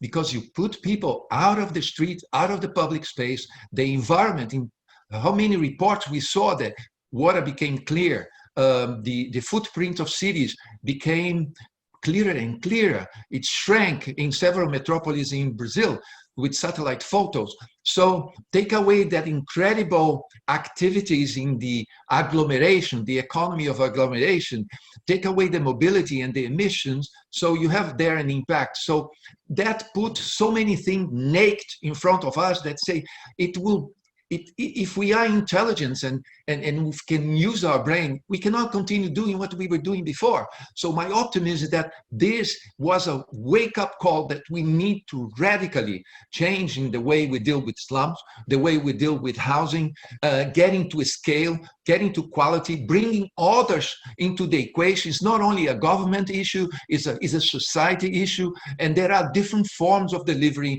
there are different types of solutions there. some have been experimented. I didn't go much in my presentation about that. Will be in the masterclass. But there are a lot of things there. So yeah, you made it correct. Yeah, the crisis was already there. But we have been repeating the same model over and over and over. And we seem to now with, 150,000 Brazilians dead, more numbers of Americans dead. How many have gone unnecessarily, but it put a whole wake-up call that we need to change. I don't want to go even to say that the planet is burning, our house is burning, but our chair is burning. We can't sit long anymore. We need to act. And I think it's not an individual government or an individual, it's a collective effort, and you have to have a social pact in cities, but also a climate pact. It is not a simple thing, but we need to put our brains together and put a solution in place.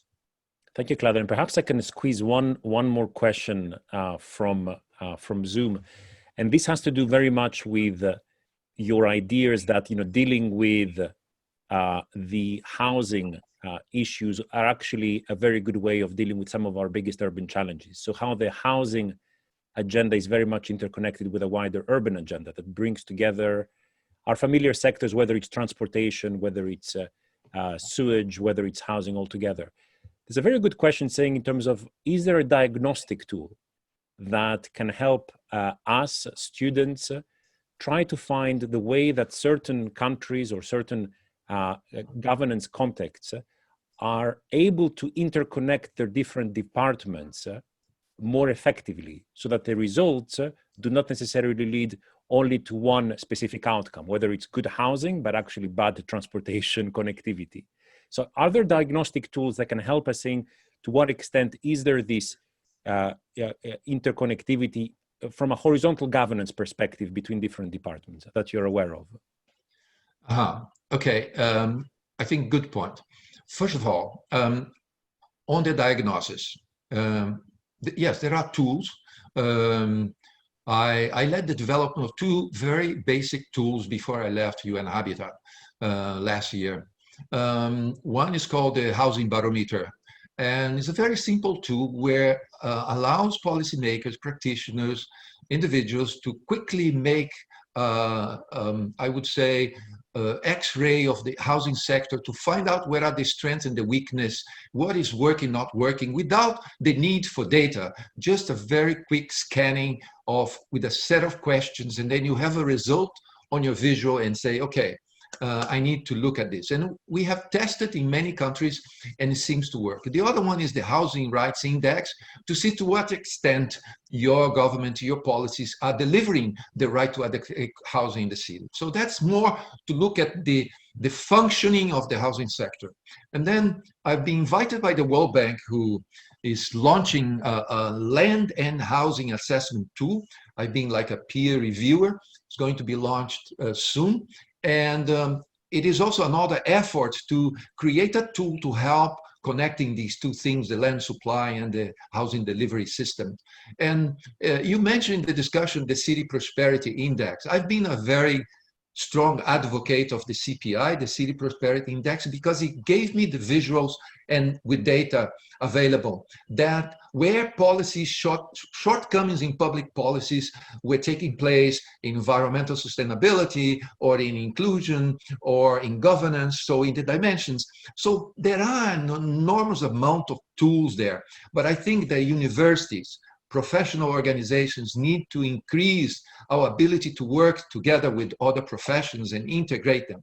Talk to the economists, talk to the sociologists, understand, because, if you do housing and urban planning and you don't have an economist that understands the markets and the whole economics behind land, forget it. You can't do the right job and integrate these things, That's a very clear argument, Claudio. Can I thank Claudio very much for your inputs? And as Claudio said, he will also be joining us after the break in the afternoon session at least in European time zones, on the masterclass. So Claudio, thank you so much, and we will see you once again today. Thank you.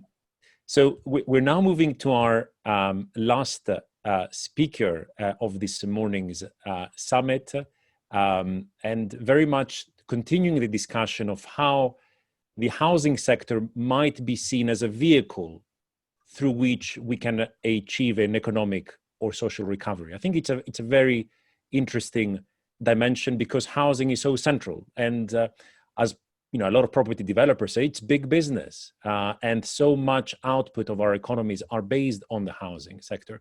But to what extent can we push it towards more social outcomes? And I think there's no better person to discuss this from a developed country context than Kate Henderson, who just joined us. Kate, for those of you who know her, very much is one of the leading advocates for adequate and affordable housing in the UK. She's currently the CEO of the National Housing Federation, and is a visiting professor at the Bartlett School of Architecture. UCL is also a very good university. I always say that. They tell me to say that when we introduce UCL academics. And from 2010 to 2018, Kate was also the CEO of the Town and Country Planning Association. So she's able to bring what we've been talking about, both the urban lens and the housing lens, very, very much, you know, together. Kate, it's a great pleasure to have you. And again, you have 15 minutes to present, and then we'll take some questions from the floor. So welcome. Thank you very much. And good morning or afternoon or evening to everybody who's watching this. I'm just going to share my screen with you and run through a couple of slides. I think that my my presentation should follow on really nicely from Claudio's, but with a really specific look at what's happening in England at the moment, the role of the housing association sector, but in particular how we've responded during the pandemic, what's happening now, and our role in supporting recovery. Just a little bit about the National Housing Federation and housing associations in England. So the National Housing Federation is the voice for housing associations. We are a trade association, and our members provide, they own and manage around 2.5 million homes in England, providing housing to around 6 million people. We've got about 800 members, and some of them are very big. They might own and manage in excess of 100,000 homes. Some of them are very small. They might own and manage 100 homes, and they might be providing specialist services like homelessness hostels or refuges for women and families who are fleeing from domestic abuse. So a real range. As a sector, we not only own and manage homes, we build homes. So last year we built 1 in 4 of the homes that were built in England. As a sector, we are active in every part of England, so from our big cities, but also through to kind of coastal communities, rural areas, from the very tip of the southwest of Cornwall up to the Scottish borders. So a real mix then. So it's not just the urban, but it's the urban, the rural, and the interface between the two. During the pandemic, the housing association sector, I think, has really clearly demonstrated that what we exist to do is quite different to others who build and sell homes, but also others who manage homes, other landlords in this country. And that's because our relationship between us as social landlords, as not-for-profit organisations, our relationship with our customer, our residents, our tenants, is not just transactional. It's much more than that. It's a long-term relationship. And so in working over the last 5 months, and in particular in that first month or two of lockdown in April and May, we focused on these first 3 areas here. So firstly, it was, how do we keep our residents safe in their homes during a period of lockdown? How do we ensure that their homes are safe? And how do we ensure the staff working in housing associations are safe when we're social distancing? And actually that was incredibly complicated. So our role as a trade association was to navigate that across government and to provide support. So it was, one of the activities was, for example, ensuring that staff in housing associations got protective equipment to wear when going into homes. It was to negotiate and work with government on behalf of the sector around building safety. You may be aware in England we have huge problems in the safety of our buildings, revealed following the appalling tragedy at the Grenfell Tower fire 3 years ago. But again, what was happening with those works when you were in lockdown is that they stopped, and we needed to ensure that there were safety measures in place, but also the ability to carry on with those works as we came out of lockdown. So lots of work there, and things like checking that boilers were safe, so gas compliance, and making sure all of that happened in a safe way. Secondly, our role was around ensuring our residents were able to protect their incomes and livelihoods. So actually putting in place measures, working with government to make sure that residents who have a loss of income do not lose their home. And there's a variety of ways in which we've been doing that. One, we've been working very closely with government on an evictions ban. So during the pandemic, the government has had a ban on evictions, and we worked and are continuing to work very closely on that to ensure that nobody is evicted from their home due to rent arrears caused by the pandemic. But we're also working very, very closely with one of the other government departments called Department for Work and Pensions on welfare support. So actually making sure that people are able to claim welfare support that they're entitled to, but also campaigning for reforms to that system. And there's been an increase of £20 a week during this period. Really welcome change. Thirdly, it's been around sustaining critical services. So actually during the pandemic, making sure that those critical services, care and support, homes for disabled people, people who are older, some of those specialist types of accommodation, so people with disabilities, people in homeless hostels, complex types of housing, making sure that those services were able to be sustained whilst people were shielding, whilst we had lockdown. And then fourth, which is the bit I'm going to come on to, is the role of the sector in supporting social and economic recovery. It is just worth saying that just how extraordinary this time is. And we've been really focused on supporting the sector with the day-to-day, the immediate support that's been needed in providing services to residents and keeping organisations going. But we are now kind of looking to the future and what that has in store. And the UK is in recession, and we are facing, there's a quote here, a severe recession, the likes of which we haven't seen. That's a quote from our Chancellor. I also think it's incredibly important to highlight that this is a very unequal pandemic. The consequences of the pandemic have disproportionately affected families on lower incomes and communities from Black and minority ethnic backgrounds. And that's due to both illness and financial consequence of the pandemic. So in looking to what we're trying to do as part of our campaigning work on recovery, we absolutely fundamentally believe everybody deserves a safe, secure, comfortable place to call home. And that is not just in the middle of a crisis, but always. We need a long-term vision for how the nation rebuilds.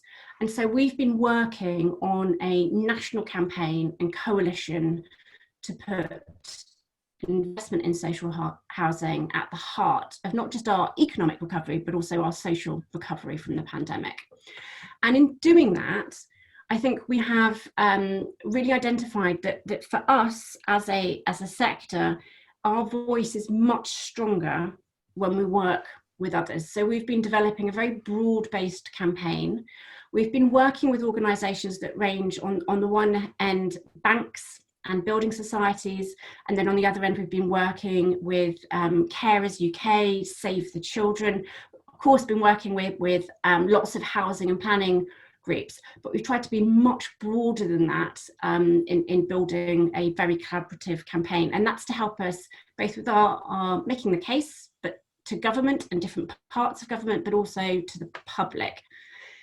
in launching that campaign, we did a letter which we put in the Times newspaper, and that was to the Chancellor, and that had over 50 organisations signed up to that. But we also, alongside that, did some polling and some further research, and that's really to reveal just how unequal the pandemic has been on people and actually looking at their housing conditions. So here are a few of the statistics from this. One of the shocking things that came out of the survey that we did is that nearly 1 in 3 adults had mental or physical health problems during lockdown because of their housing conditions. I mean, this statistic here, 30,000 people spent lockdown in one room. And you know, more than 1 in 10 adults said they'd felt depression during lockdown as a consequence of lack of space in their home. So when we think about the future, we think about rebuilding, we need to think about place, the shape of our homes, the communities that we're in, not just affordability, but you know, access to green space, all of those things going forward. So in terms of our campaign priorities and the influencing work we're doing, the first is no return to rough sleeping. So the UK government took very decisive action early on. We have an appalling rough sleeping situation in this country, which shouldn't exist, but it does. Over the course of 24 hours, 90% of rough sleepers were taken into accommodation, and that was mostly hotels. But this was an amazing collective effort with central government, local government, housing associations and charities working together. What we need to do now is ensure that those people who've come off the streets do not go back, and that also we don't have a new influx of rough sleepers. As I mentioned, the eviction ban that we've been working on, as that comes to an end, we must make sure that there isn't an increase in rough sleeping. Secondly, big call for investment in affordable housing, and this is around the homes that we need, but also kickstarting the recovery. Thirdly is around support to enable people to thrive in their homes. So this is asking government for funding, not just for supported housing, but actually for care and support, so people can live at home independently with dignity and live well. Fourthly, decarbonisation. So this is around how we decarbonise our existing housing stock and use that as a catalyst for economic recovery, but also that we ensure that new build is zero carbon too. And last but not least is around change for communities across the country. It is an unequal pandemic in terms of the consequences. Different parts of the country are faring worse than others. Looking at our role of supporting people back into work. So actually this is not a bricks and mortar part of what we do as a sector. This is around helping people access welfare now, but actually in the medium and longer term, supporting them with skills, education, training, confidence back into the workplace. In terms of how we're doing this, we have a number of weeks of action. So when we're talking about homes at the heart of recovery, we're not just talking, you know, in the general, we're being much more specific. There's a whole range of ways that we support and can support recovery. This week, we're focused on homes at the heart of a greener economy, and we've also been doing ones around kind of the jobs and skills and growth that are created by investment in housing. We've done affordability and supply, we've done care and support. So focused on green economy this week, we're looking at homelessness and temporary accommodation in a fortnight, and then looking at homes at the heart of rebuilding people's confidence, rebuilding people's individual skills and employment opportunities, and helping communities thrive. For us, we've got some really significant moments to influence government coming up. This is very UK focused, so I won't go into the detail of it, but yesterday we had a big announcement, 2 days ago, a big announcement on our new affordable homes programme, which is the government's funding programme for affordable housing for the next 5 years. There is a balance in there between affordable home ownership and affordable rent, including social rent. Very welcome. There's a 10% stake for supported specialist housing, which has been so important during the pandemic, but there's a lot of detail to work through to make sure this actually delivers. But really our really big moment is what we call a comprehensive spending review, which is the next spending envelope for government. That will be this autumn, and making a really powerful case for investment in social housing to be part of that, but not just over 3 years or 5 years, actually thinking over 10 years of taking a strategic view and thinking about the social as well as the economic benefits. So that's me, just in terms of a flavour of what's happening with the social housing sector in England, and really look forward to questions and discussion, and I'll stop sharing my screen. Kate, thank you very much for this, and a very kind of interesting take of the UK situation, and specifically, you know, how housing associations are dealing with the current crisis. I mean, perhaps for our viewers in other countries and in other development contexts, it might be useful just to reflect how housing associations are well placed to deliver on adequate and affordable housing versus other models. Because in a lot of the countries that are represented in our chat, sometimes it's cities and municipalities which are the main asset holder or the main developer of social housing. And sometimes it's actually the national government. So to what extent do you think the housing association model, this non-for-profit, a lot of the times charitable status, arm's length, independent organizations, might be better suited to achieve these outcomes of adequacy and affordability? Yeah, sure. So in the English context, we used to have our social housing was built by councils. It was funded by central government and it was built by councils. And over the last few decades, there was a conscious political decision to move away from that. And so what we had is many local authorities did something called a stock transfer, where their housing was handed over to housing associations, or something called ALMOs, which is arm's length management organisations.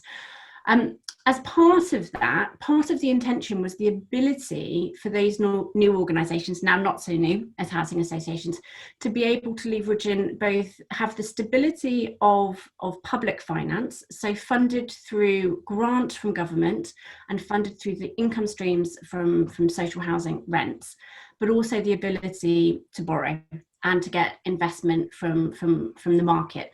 And so it's a blended model that we have with housing associations that give them the ability to build. I don't necessarily think the housing association model is better than a direct government build model. I don't think the housing association model is better than a council model. It's the model that we have, and it's the model that's delivering affordable housing in this country. We do have councils who are building again, which is fantastic, but the rates of building are very, very low because they're starting from a very low base. In saying how well positioned we are to build, it all depends on the conditions in which we operate and our relationship with government. And our relationship with government has changed drastically and continues to change, but has changed a lot over the last few decades, but particularly over the last 10 years. 10 years ago, the government made a decision not to fund social rent. So the housing association model was to build homes not just for social rent. And when I say social rent, that is a subsidised rent. It's typically 50% of a market rent, most affordable, stable and secure type of rent in the country. The government stopped funding that. Housing associations then decided that they wanted to continue doing that, but in order to do so, they built some homes for sale, they sold those homes, they used the profit from that to cross-subsidise and be able to build the social housing. We're moving back into a place where government is funding some of that social housing again, which is absolutely welcome. It's also absolutely essential in a recession where you cannot rely on cross subsidies. So we can't rely at this period of time, and I don't think so in the years to come, on market sale to cross subsidise social housing. It won't work with the current economics. And that indeed was one of the key business models, right? So the housing associations would build for market and reinvest some of these profits. So that's in one sense a great disruption in that business model. But I guess what you're also saying, Kate, is particularly in the UK, when we have governments that come in and out with very different housing agendas, that there is some form of independence from the housing association sector to achieve these outcomes. And I can also think, for example, some of the tensions that might exist between national governments and municipalities that might not necessarily be politically aligned if it's about grant transfers for housing. So I think that independence might be a key role. It is really, really important, that the level of independence. There is also an absolute kind of, and has always been in this country, a political challenge between our different tiers of government. And I mentioned we have a new affordable homes programme. The new affordable homes programme, there is a specific negotiation between central government and London on the budget with that, and that is happening right now. We have a challenge actually in the situation we're in right now, in that we have a Prime Minister who was Mayor of London, who has won a 80-seat Conservative majority election by winning lots of seats in the north of England.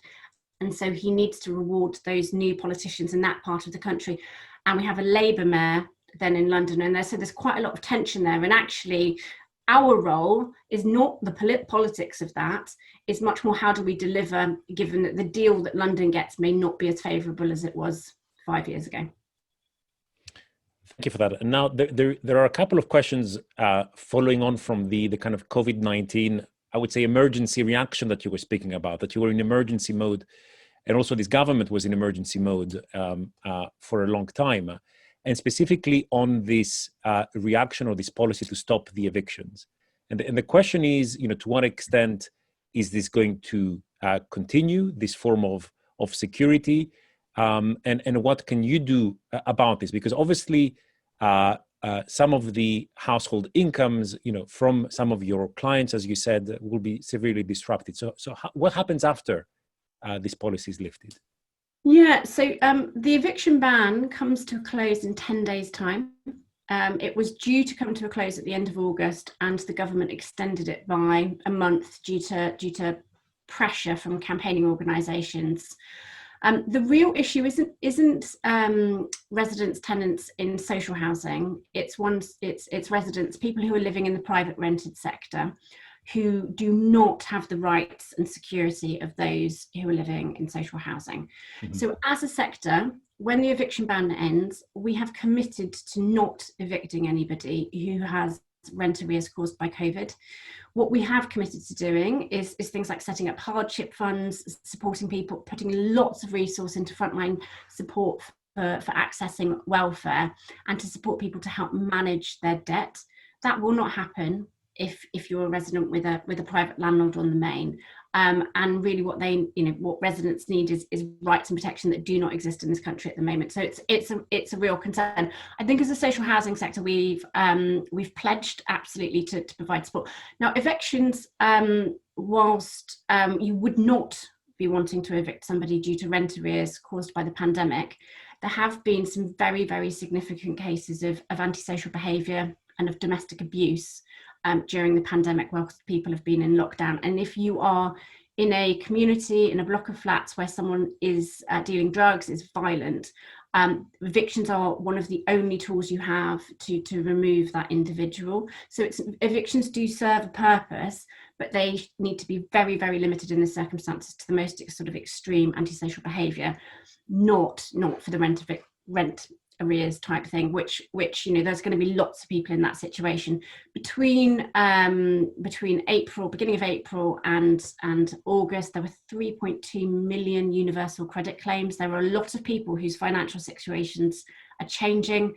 In this period of time of lockdown, the government announced a job retention scheme that runs until October. So again, that's going to end, and there's going to be a lot of people who then go onto universal credit, which is our welfare support system, but people who are losing their income. So it is really important that that job support ending at the same time as the eviction ban ending does not result in a massive spike in homelessness, which could happen.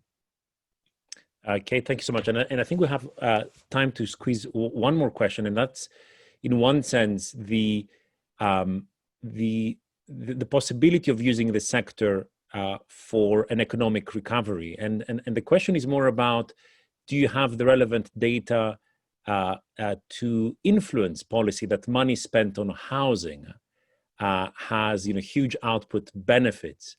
I mean, I think that's a very interesting question when you have ministries that are getting competition for funds, whether it's in transportation or housing. So how can one make the case, and do you have this information that it's money worth spent? We absolutely do. So we are able to well, one, there are lots of demands on government funds, but we also know that the government does have a responsibility for everyone to be housed.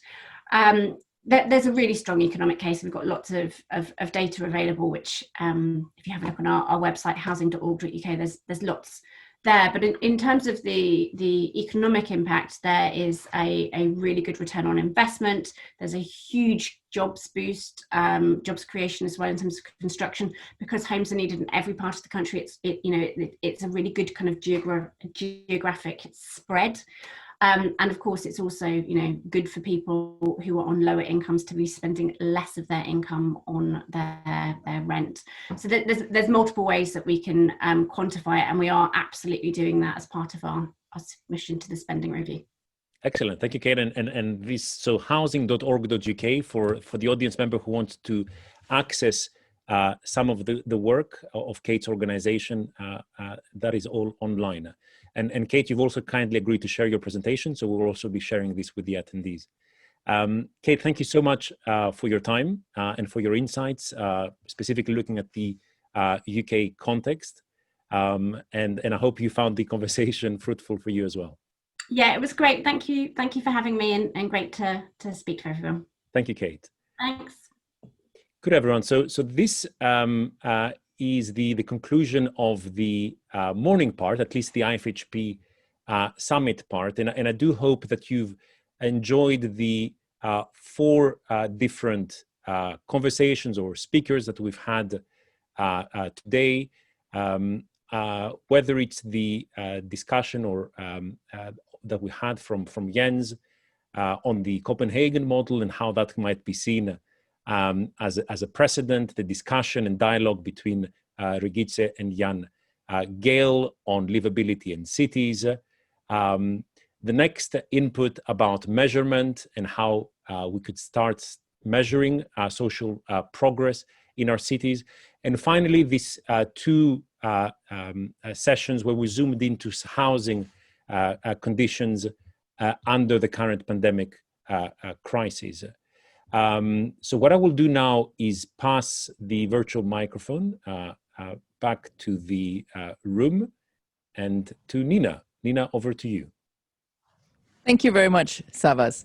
As Savas very, very adequately summed up now, we would like to say thank you first and foremost to all our presenters, definitely also to you, Savas, and to Arushi, the chat monitor. We couldn't have done it without her either.